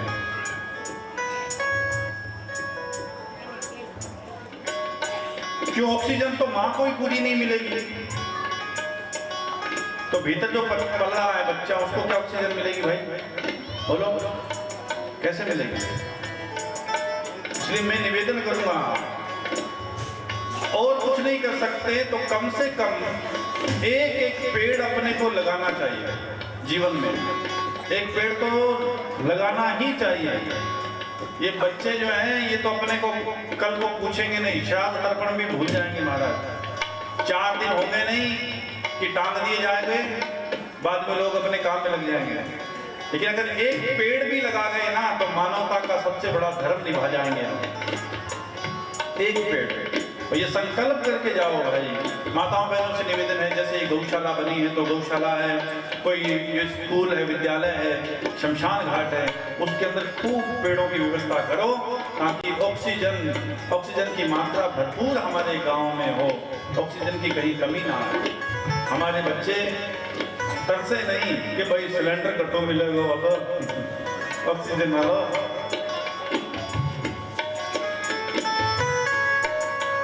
हम रहे ना मोहब्बत रहेगी। अच्छा, वो पेड़ गवाही देगा आपकी, वो पेड़ गवाही देगा आपकी कि आप इस संसार में आए थे, ये पेड़ लगाया था, वो गवाही देगा। जैसे अपने कहीं भी मंदिर में जाए ना, तो मंदिर में जाने के बाद में मंदिर में 2-4 मिनट तक बैठना चाहिए, क्योंकि भगवान ही अगर आपसे कल तो पूछ रहे कि भाई आपका गवाह कौन है, तो मंदिर में आया था, भीड़ बहुत थी, मैंने तो तुझे देखा नहीं, तो गवाही दो। भगवान अगर पूछ ले तो गवाही कौन देगा? धरती माता। इसलिए वहां बैठना चाहिए मंदिर के अंदर। जब मंदिर में जाए तो 5 मिनट के लिए बैठना चाहिए, ताकि गवाह हमारा साथ में, ये धरती माता हमारी गवाह, मैं यहाँ बैठ करके गया हूँ। उसी प्रकार से जब ऊपर जाए तो भगवान के, तो तेरे को नीचे भेजा था मानस बना करके, तुमने किया क्या? कोई सत्कर्म किया? कोई गवाह है? बोले हाँ है, वो पेड़ लगा हुआ, वो गवाह है। हम रहे ना मोहब्बत रहेगी, दास्तां अपनी दुनिया कहेगी। हम रहे ना मोहब्बत रहेगी, दास्तां अपनी दुनिया कहेगी। नाम रह जाएगा, नाम रह जाएगा, नाम रह जाएगा आदमी का। क्या भरोसा, क्या भरोसा, क्या भरोसा है इस जिंदगी का, साथ देते नहीं ये किसी का। क्या भरोसा है इस जिंदगी का, साथ देते नहीं ये किसी का। क्या भरोसा, क्या भरोसा, क्या भरोसा है इस जिंदगी का, साथ देते नहीं ये किसी का। हम रहे ना मोहब्बत रहेगी, दास्तां अपनी दुनिया कहेगी। नाम रह जाएगा आदमी का, क्या भरोसा है इस जिंदगी का। कोई काम ऐसा करके जाओ। मरण धर्म क्या है? जिसकी मृत्यु निकट हो उसे क्या करना चाहिए? परीक्षित जी ने पूछा कि श्वास श्वास में राम भजिए, अरे वृथा श्वास जनि खोए। न जाने इस श्वास का फिर आवन होए न होए। कि श्वास श्वास में राम भजी, कृष्ण भजी, वृथा श्वास जनि खो। व्यर्थ में श्वास नहीं खोना भाई। न जाने इस श्वास का फिर आवन होए ना हो। क्षण भंगुर जीवन की कलिका कर प्रातः काल खिले ना खिले। मंदराचल की सूची मंद सुगंध कल प्रातः काल चले ना चले। कलिकाल को ठान लिए फिरता, तन तन नमः चोट झिले ना झिले, रट ले हरि नाम है रसना, कल प्रातः काल हिले ना हिले। क्षण भंगुर जीवन की कलिका, एक क्षण का भी इसका भरोसा नहीं। क्षण भंगुर जीवन की कलिका, कल प्रातः काल। मंदराचल की शुचि मंद सुगंध, ये वायु हमारे लिए हवा चले ना चले क्या भरोसा। कलिकाल कुठार लिए फिरता, काल के मुख में है और वो कुठार लेकर के तन नमः चोट झेले ना झेले, उसकी चोट को कोई झेल नहीं सकता। इसलिए रटले हरि नाम है रसना। रात्रि काल को भी सोए तो भगवान का नाम लेकर के सोना चाहिए। न जाने प्रातः काल ये जीभ हिलेगी या नहीं हिलेगी, इसका कोई भरोसा नहीं। श्री सुखदेव जी महाराज से पूछा परीक्षित ने, सुखदेव इस सृष्टि की रचना कैसे हुई, किसने बनाई, क्यों बनाई, इसका कारण क्या है। तो ये सब कारण कल की कथा में हम लोग जानेंगे। कल की कथा में बड़ी सुंदर कथाएं आएंगी। ध्रुव जी की कथा है, अजामिल की कथा है, प्रहलाद जी की कथा है और भक्तों की कथा है। तो कल की कथा में हम लोग करेंगे। आप सभी से निवेदन, माताओं बहनों से, भाई बंधुओं से, बुजुर्गों से ज्यादा संख्या में पधार करके इस कथा का आप आनंद प्राप्त करेंगे। भाई अगर आपको कोई समझ बात ना आ रही हो तो आप हमारे महोदय जी को बता सकते हैं।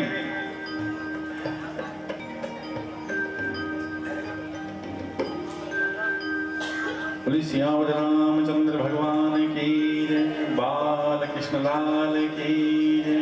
श्री कृष्ण गोविंद हरे मुरारी, हे नाथ नारायण वासुदेवा। कृष्ण गोविंद हरे मुरारी, हे नाथ नारायण वासुदेवा। हे नाथ नारायण वासुदेवा, हे नाथ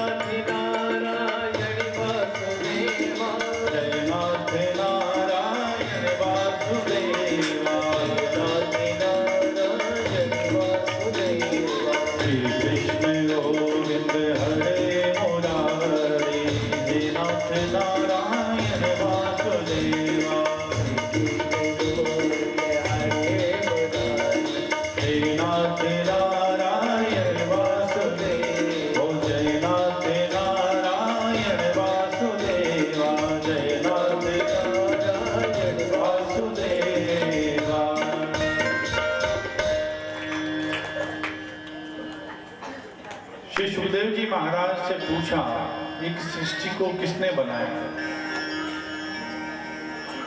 छोटा सा कारण हमें बता दें। एक गेस्ट हैं हमारे, वो आने वाले हैं, तो 5 मिनट के लिए 10 मिनट के लिए और बोला गया।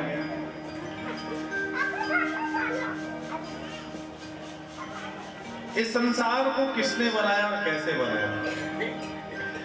वैसे विचार करते हैं, कई लोगों के मन में संशय हो जाता है।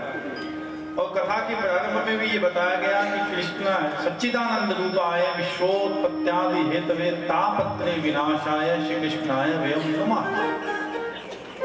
इस संसार को बनाने वाला वही परमात्मा, चलाने वाला भी वही है, मिटाने वाला भी वही है।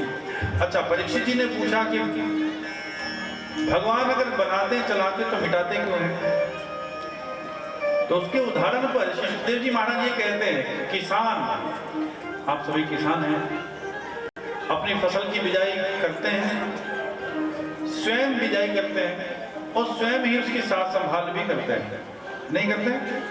और जब फसल पक जाती है तब क्या करते हैं, स्वयं ही उसे काट लेते हैं। उसी प्रकार इस संसार को भगवान स्वयं बनाते हैं, स्वयं ही उसकी साथ संभाल करते हैं। और जब देखा कि ये जीव अब ये फसल पक गई है तो स्वयं अपने हाथों से मिटा भी देते हैं।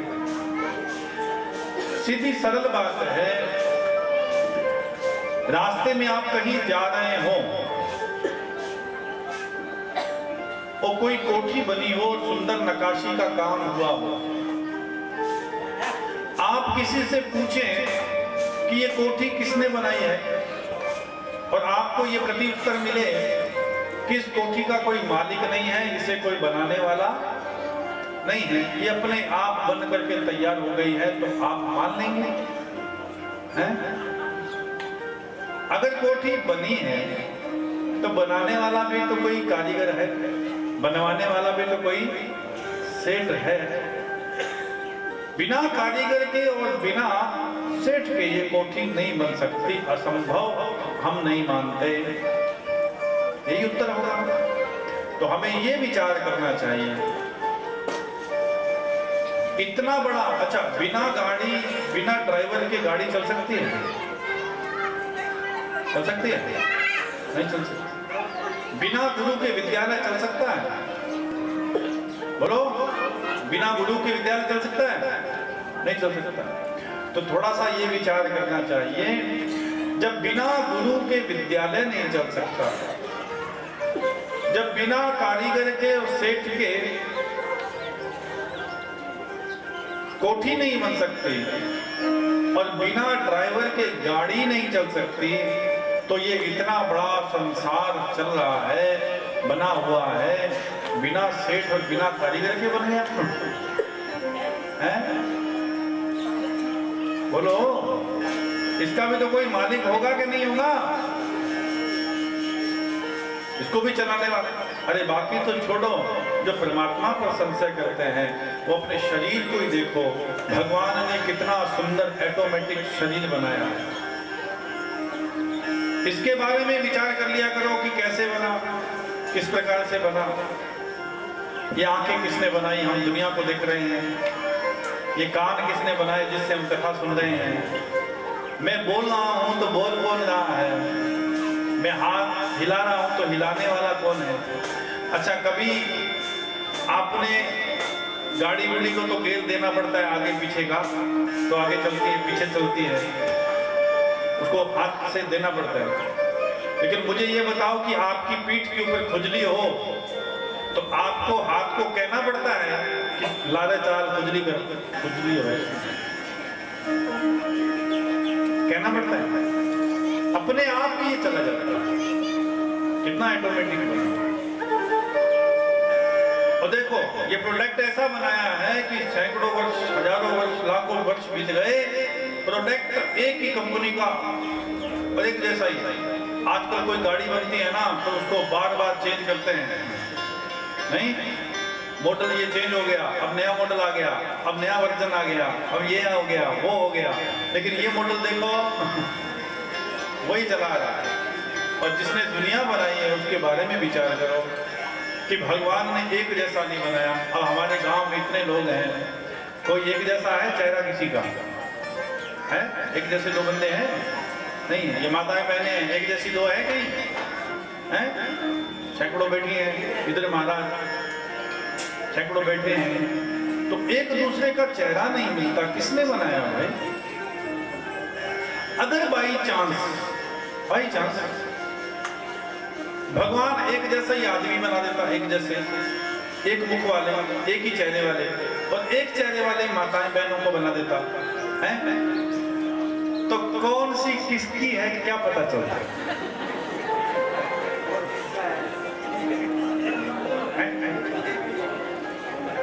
आदमी का क्या पता चलता, माताओं को क्या पता चलता है कौन सा वीडियो है भाई? वे तो कहते हैं गले में पट्टी डाल करके रखनी पड़ती है, पट्टी डाल करके रखनी पड़ती है कि मैं गुरविंदर की हूं।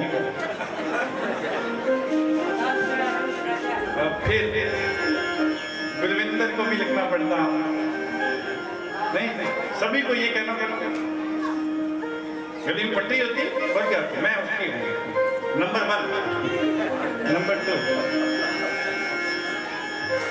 बड़ी समस्या हो जाती है भाई।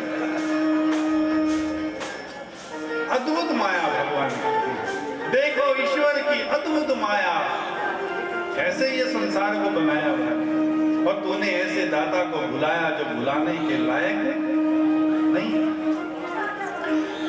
सबसे पहले नारायण की नाभि से कमल उत्पन्न हुआ, कमल से ब्रह्मा जी उत्पन्न हुए।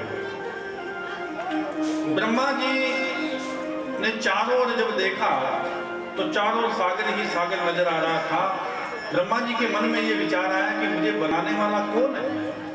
बहुत ढूंढा लेकिन भगवान नहीं मिले। आखिर में एक आवाज गूंजी कि तप करो। क्या करो? तप करो। ढूंढने से भगवान नहीं मिलते, तप करने से मिलते हैं। तो ओम शब्द का उच्चारण करते हुए ब्रह्मा जी ने तप किया। कौन से शब्द का? और ओम शब्द से ही सृष्टि की रचना होती है, ये समझना है। 3 शब्द है ना उसके अंदर, ओम। इसका विस्तार आगे चल करके कहीं करेंगे, समय मिला तो कभी। ओम शब्द का चिंतन करते हुए जब तप किया ब्रह्मा जी ने, तो उनके हृदय के अंदर भगवान पहले प्रकट हुए और जैसे आंखें खोली तो सामने शंख चक्र गदा पद्म लिए हुए भगवान नारायण खड़े हैं। बोलिए नारायण भगवान की।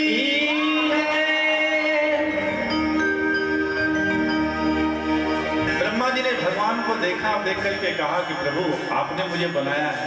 भगवान कहते हैं आप मुझे बनाने वाले हैं तो किस कारण से बनाया है, मुझे क्या करना है, आज्ञा कीजिए। बोले हे ब्रह्मदेव, मैं ये चाहता हूं कि एक सद्विप्रा बहुधा वदंती, मैं एक के अनेक हो जाऊं। तो अनेक बनाने के लिए मैंने तुम्हें पैदा किया। मैं ये चाहता हूं कि तुम ये सृष्टि की रचना करो। सृष्टि की रचना करने के लिए जब ब्रह्मा जी को कहा तो ब्रह्मा जी ने कहा कि प्रभु मैं सृष्टि की रचना तो कर दूंगा आपकी आज्ञा अनुसार, लेकिन कर्तापन का अगर मेरे में अभिमान हो गया तो कि ये मैंने किया, ये मैंने बनाई है। और ब्रह्मा जी की तरह हम लोगों को भी अभिमान हो जाता है कई बार, कई लोगों को अभिमान हो जाता है ये मैंने किया। अच्छा काम हो जाए, अच्छा काम हो जाए तो हम ये कहते हैं कि ये किसने किया भाई, बोले हाँ तो मैं कजो किया, मैंने किया। और अगर कोई बुरा काम हो जाए तो ये किसने किया, बोले भगवान कर दियो। अच्छाई तो हम लेना चाहते हैं, बुराई भगवान को देना चाहते हैं। ये हमारी प्रवृत्ति है या नहीं है? लेकिन करे करावे आप पे आप, मानस दे कछु नहीं हुआ। करने वाला भी वही, कराने वाला भी वही। हमारे कहने से करने से कुछ नहीं होता। परमात्मा जो हमसे करवाता है हम वही करते हैं, बस उसके सानिध्य में हो जाओ। तो यहाँ चतुश्लोकी भागवत का ज्ञान प्रदान किया। अगर चतुश्लोकी भागवत का ज्ञान तुम्हारे भीतर रहेगा तो कर्तापन का अभिमान नहीं होगा। और चतुश्लोकी भागवत का ज्ञान किस प्रकार से प्रदान किया कि मेवा से मेवा के नान्य परम पश्चादहम यदे तच्च यो शिष्य सुसंयहम दिदेत प्रतीयेत ना प्रतीयेत चात्मनि तद्विद्या ददात्मानो माया यथा भासो यथा तमः के यथा महन्ति भूतानि भूतेषु चचेषु प्रविष्टान्य प्रविष्टानि तथा तेषु न तेष्वयम् एतावदेव जिज्ञास्यम् तत्तव जिज्ञासुनात्मना अनव्यवैतनिकाभ्यम् यत्सय्यात् सर्वत्र सर्वदा। बोली विष्णु भगवान की जय। हमारे बीच में आज के हमारे गेस्ट जो हैं वो पधार चुके हैं, जोरदार तालियों के साथ उनका स्वागत करें। और आगामी जो कार्यक्रम है उसके बारे में चर्चा हमारे प्रिय पत्रकार गुरविंदर सिंह जी करेंगे। निवेदन आप सबकी जोरदार तालियों के बीच में मैं स्वागत करना चाहूंगा श्री राधा कृष्ण गौशाला पूरी कमेटी ग्राम पंचायत पूरे गांव की ओर से भारत सरकार के मार्केटिंग बोर्ड के चेयरमैन श्री आदित्य चौटाला देवीलाल जी हमारे बीच में आज के मुख्य यजमान के तौर पर पधारे हैं। आप एक मर्तबा फिर से जोरदार तालियों के बीच उनका स्वागत करिएगा। हमारे सबके लिए सौभाग्य की बात है कि हाल ही में जो हमारे सिरसा ही नहीं हरियाणा देश के सबसे लोकप्रिय हरमन प्यारे और देश ही नहीं बल्कि विदेश के ताऊ कहे जाने वाले किसानों के मसीहा चौधरी देवीलाल जी के जो पोते हैं और साफ छवि जो चौधरी साहब की इनके अंदर झलकती है, लोग इनकी उस छवि को पसंद करते हैं। तो जोरदार तालियों के बीच में इनको मैं बधाई देता हूँ। हाल ही में इनको जो भारत सरकार में मार्केटिंग बोर्ड का चेयरमैन नियुक्त किया गया और कई ऐसे अधिवेशन में डेलीगेशन के तौर पर जो आदित्य जी ने इतना विस्तृत रूप से जो किसानी के वो ऐसे मुद्दों को उन्होंने सरकार के ध्यान लाने का काम किया जो आज हर किसान से अछूते थे, वो आज किसानों के लिए खुशी का मौका मिला है। तो मैं तहे दिल से पूरी कमेटी की ओर से आज के हमारे मुख्य यजमान के तौर पर पहुंचे चीफ गेस्ट चौधरी आदित्य चौटाला जी का मैं तहे दिल से बहुत बहुत स्वागत करना चाहूँगा। और इसके अलावा हमारे बीच में गांव से हमारे एक्स सरपंच श्री गोविंद कालदा जी भी हमारे बीच में, उनका भी मैं बहुत बहुत स्वागत करता हूं। हमारे गांव के सभी नंबरदार हमारे बीच में, मैं उनका भी तहे दिल से धन्यवाद करता हूं। और इससे पहले हम आगे बढ़े, कुछ दानी सज्जनों की सूची मेरे पास है और आपकी तालियों में जोश जब मैं बोलूं तो नजर आना चाहिए, क्योंकि आए भी क्यों ना, ये कथा का महोत्सव है जहां पर आदित्य जी भी अपना बिजी शेड्यूल, उनका इतना टाइट शेड्यूल था, लेकिन उन्होंने हमारे छोटे से निमंत्रण को अपने दिल के करीब मानकर उन्होंने कहा कि ये मेरा अपना गांव है, मेरा अपना इलाका है, मेरी अपनी गौशाला है, मैं जरूर आऊंगा। तो हम उनके बहुत ऋणी हैं इसके लिए कि उन्होंने अपना कीमती समय निकाला। आपकी तालियों का जोश मैं अपने आप समझूंगा कितना है और दानी सज्जनों का दिल कितना बड़ा है ये भी पता चलेगा। सबसे पहली अनाउंसमेंट है, श्री अर्जुन दास जी कालडा इस गौशाला में हमारी इस कथा को महोत्सव मानते हुए 11,000 रुपए का दान हमारी गौशाला को भेंट कर रहे हैं।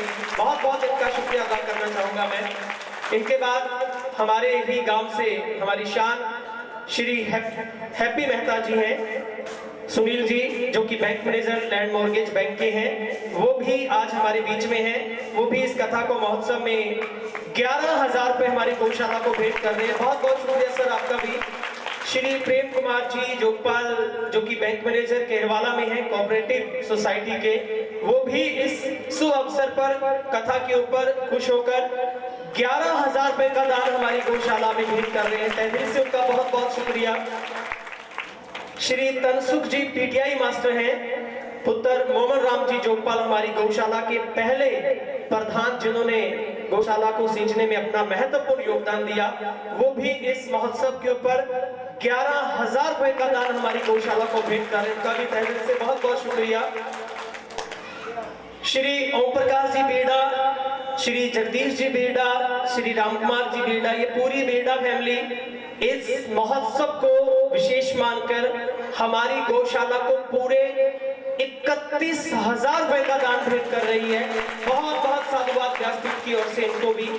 तो मैं सभी दानी सज्जनों का तहे दिल से बहुत बहुत धन्यवादी हूँ। अब मैं गुजारिश करना चाहूंगा, श्री हैप्पी मेहता जी बैंक मैनेजर हैं, वो भी कृपया मंच पर आ जाएं। Shri Prem Kumar ji bank manager केरवाला cooperative society के, वो भी कृपया मंच पर आ जाएं। और हमारे जो नंबरदार साहब हैं कृपया वो भी मंच के ऊपर आ जाएं। और श्री कृष्ण कुमार जी नंबरदार साहब हैं, वो भी कृपया मंच पर आ जाए हमारे नंबरदार साहब। और बहुत खुशी की बात है कि हमारे गांव की पूरी पंचायत, सभी नंबरदार मौजूद जितने भी हमारे बुजुर्ग हैं, वो हर कथा में, साप्ताहिक कथा में 7 दिन पहुंचकर हमारी हौसला अफजाई करते हैं। और मैं माताओं बहनों का विशेष तौर पर धन्यवादी हूँ, तहे दिल से शुक्रिया अदा करता हूँ। आप इतनी बड़ी तादाद में हर बार पहुंचती हैं, तो हम आपके भी बहुत बहुत धन्यवादी हैं। हमारे बीच में हमारे गांव से श्रीमती राधिका कालडा जी खुद इस वक्त वो भी विराजमान है हमारे बीच में, मैं उनका भी तहे दिल से बहुत बहुत धन्यवाद करता हूं, जो खुद अपने पूरी पंचायत के साथ इस गौशाला में कथा के दौरान हमारे बीच में रहते हैं। अब मैं ज्यादा वक्त ना जाया करते हुए अब मैं निवेदन करना चाहूंगा हमारे आज के मुख्य यजमान श्री आदित्य चौटाला जी देवीलाल जी को, वो अपने मुखारबिंद से हमारे मार्गदर्शन के तौर पर, हमारी गौशाला के साथ इतना उनका प्रेम है, हमारे गांव के साथ इतना प्रेम है, तो अपने 2 शब्द निमित्त इस गौशाला कथा को देखते हुए जरूर रखिएगा। आदरणीय आदित्य जी।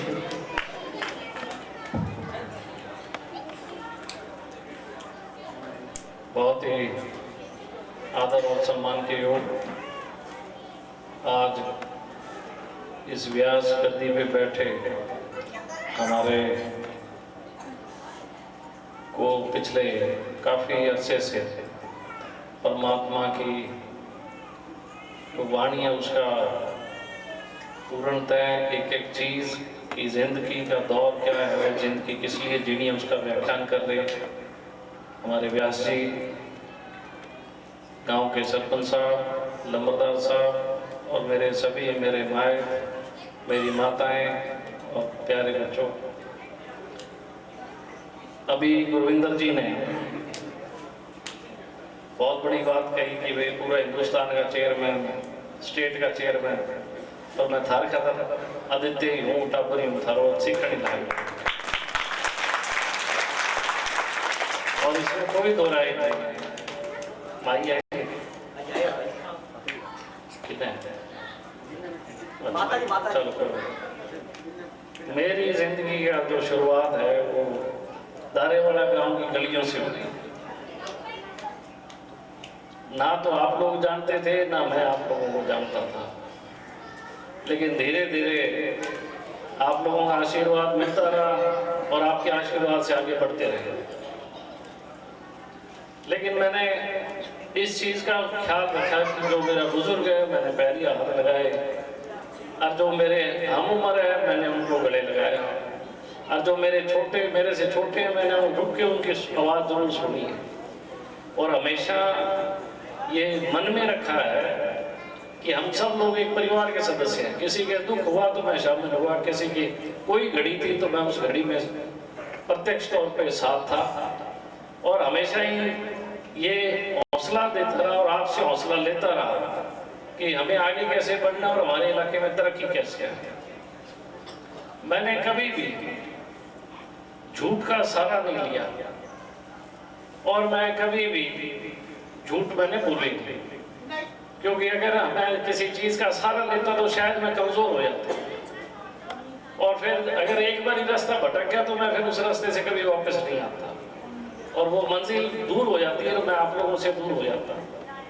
मैंने हमेशा ही ये चीज़ दिमाग में रखी कि जो काम मैं आप लोगों के लिए कर सकता हूँ, जो मुझे गांव के, जो मुझे देहात के अंदर जो काम करने चाहिए जिससे सब लोगों को लाभ हो, मैंने वो काम करने की कोशिश की। क्योंकि राजनीतिक तौर पे ये मुझे बात कहनी नहीं चाहिए, ये मंच राजनीतिक नहीं है, लेकिन फिर भी मैं थोड़ा सा क्षमा भी चाहूँगा कि मैं बोल रहा हूँ कि राजनीतिक तौर पे आप लोग किसी का भी चयन करते हैं, आशीर्वाद देते हैं, वो व्यक्ति आप लोगों की सेवा के लिए काम करे। इसी के लिए हम सब लोग प्रयास करते हैं कि गांव में अच्छी पंचायत हो, गांव में अच्छे मेंबर हो, गांव में ब्लॉक समिति मेंबर्स, इलाके के इसी तरीके से नुमाइंदे भी अच्छे होंगे, तभी इलाके में तरक्की आएगी। मुझे आज बड़ी खुशी है इस बात की कि बहुत काम हमने किए, तो मैं तो आशीर्वाद लेने आया। मैं कहा देखे नहीं आप, तो मैंने आवाज लगा लिया। और यही चीज है जिससे हम अपने इलाके को संवार सकते हैं, अच्छा बना सकते हैं। जब शुरुआत की थी तो हालात गांव के विकास के, डेवलपमेंट के हालात अच्छे नहीं थे, लेकिन अब धीरे धीरे देख रहे हैं कि तरक्की हो रही है, गांव में काम हो रहे हैं, इलाके में काम हो रहे हैं। ग्राम पंचायत बहुत काम कर रही है, सरकार बहुत पैसा दे रही है, हर तरीके का सरकार ख्याल कर रही है हमारी, राशन कार्ड, बुढ़ापा पेंशन, हर चीज़। मैं मतलब ये चीज़ें इसलिए नहीं कह रहा कि मैं कोई बड़ाई कर रहा हूँ या आप लोग, लेकिन मैं ये कह रहा हूँ कि जो चीज़ें हम लोगों को चाहिए वो चीज़ें हमारे दरवाजे तक आ रही हैं, और उससे हटके हम एक समाज के सदस्य हैं। आज हमारे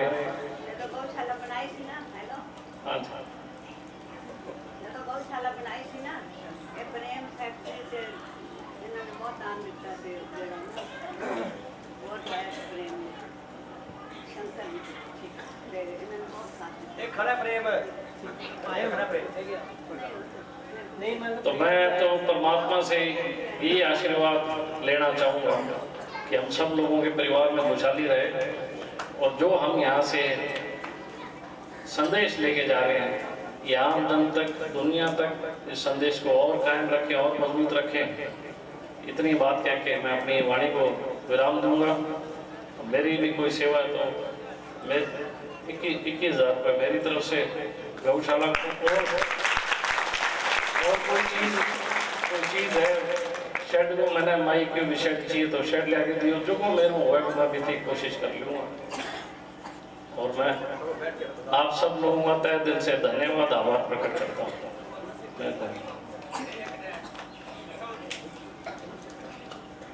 बहुत बहुत शुक्रिया भाई साहब आपका। बोलिए गौ माता की। तो बहुत बहुत शुक्रिया भाई साहब आपका, हमेशा हमारी गौशाला को साथ रहा है और रहेगा, क्योंकि पूज्य माता जी भी मुझे अभी कान में कह रहे थे कि हमेशा आदित्य जी का हमें सहयोग मिला है। वो बहुत खुश हैं, उन्होंने अपनी आशीष आपको दी और कह रहे थे कि मेरे से ऊपर आया नहीं जाता सीढ़ियों से, मैं नीचे आते उनको आशीर्वाद दूंगी।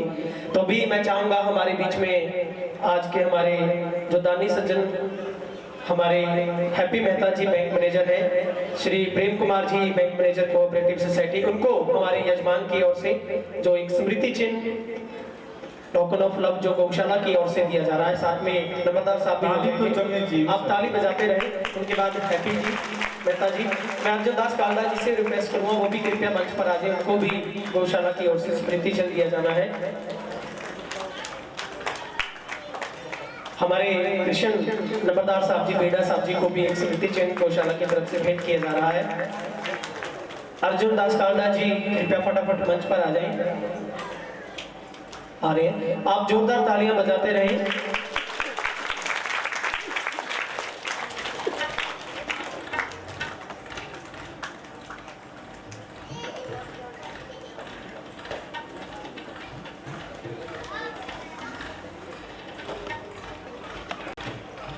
श्री फकीर चंद जी वो भी कृपया मंच पर आ जाएं। फकीर चंद जी को भी एक स्मृति चिन्ह गौशाला की तरफ से दिया जाना है। बंसीलाल जी जोगपाल इनके फादर साहब यहाँ पर बैठे हैं, कृपया वो भी मंच पर आ जाए। फकीर चंद की ओर से भी इनके जो बेटे हैं उनकी तरफ से 4100 रुपए का सहयोग हमारी गौशाला को भेंट किया जा रहा है, बहुत बहुत धन्यवाद इनका भी। बंसीलाल जोगपाल है, इनकी तरफ से भी सनोप श्री काशीराम जी हैं, 2100 रुपए का सहयोग हमारी गौशाला को भेंट किया गया है। सुरेंद्र कुमार जी महार, इनकी प्रिया बेटी बैठी यहाँ पर, वो कृपया मंच पर आ जाए, इनकी तरफ से भी 2100 रुपए का सहयोग हमारी गौशाला को भेंट किया गया है।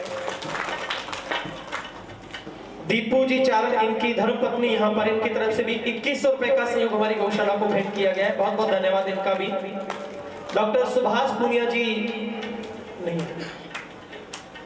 चले गए यहाँ से।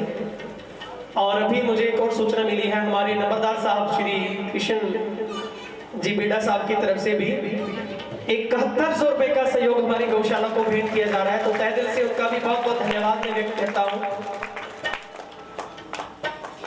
तो सभी दानी सज्जन इतना दिल खोलकर जो गौशाला को सहयोग करते हैं, इस गांव का एक एक शख्स हमेशा गौशाला को भरपूर दान देता है, तो हम पूरे गांव का धन्यवाद करते हैं। अब मैं श्री अनिल कालदा जी और नंबरदार साहब से रिक्वेस्ट करना चाहूंगा, पूज्य पंडित जी भी साथ हो जाएंगे, आज साथ होकर वो हमारे आज के मुख्य यजमान चौधरी आदित्य जी चौटाला देवीलाल को एक स्मृति चिन्ह देकर उनको सम्मानित कर रहे हैं।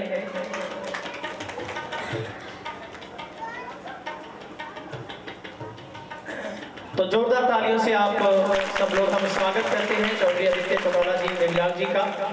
तो अभी सभी दानी सज्जनों का बहुत बहुत धन्यवाद। अब हम पुनः कथा में प्रवेश करते हैं, तो आप इसी तरीके से ध्यान को एकाग्र करते हुए आज की कथा के समापन, आज के दिन के समापन की ओर हम बढ़ रहे हैं। तो पूज्य पंडित जी से मैं रिक्वेस्ट करना चाहूंगा, आप कृपया आगे। कथा को वैसे तो विराम दे दिया था और आरती की तैयारी थी, अभी तो 10 मिनट और रुका गया, वो पूर्ण हुआ। अभी आए हुए अतिथि सभी का बहुत बहुत आभार, जो गौ माता से इतना प्रेम करते हैं, इतनी दूर चल करके एक छोटी सी रिक्वेस्ट पर ही आप लोग पधारे हैं। तो पुणे हमारा पूरा गांव अहमदपुर धारेवाला की ओर से आपका बहुत बहुत धन्यवाद। अभी सभी खड़े हो जाएंगे, आरती करवाएंगे और आरती के पश्चात प्रसाद बैठ करके ही प्रेम से भाव से पाएंगे। सभी से निवेदन।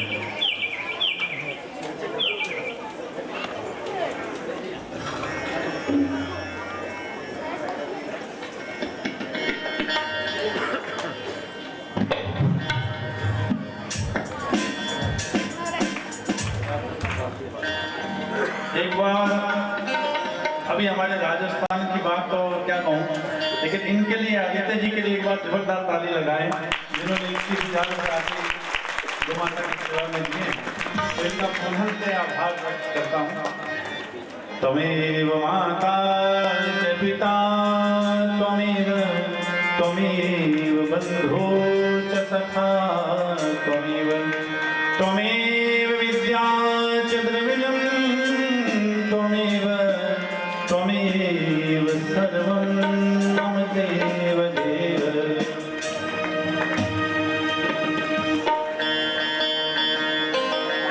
ओम जय जगदीश हरे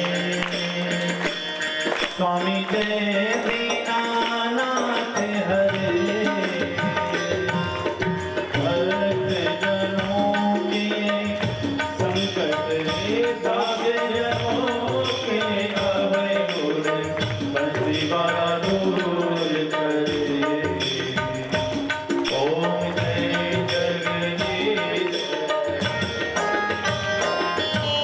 जो ध्यावे पद पावे दुख विनसे अनेका स्वामी दुखी विनाशे अनेका सुख संपत्ति धन आवे श्याम सुंदर घर आवे कष्ट मिटे तन काल। ओम जय जगदीश हरे मात पिता तुम मेरे शरण गहूँ मैं जिसकी हो साई शरण गहूँ मैं जिसकी तुम बिने और न दूजा प्रभु बिने और न दूजा आस करूँ मैं जिसकी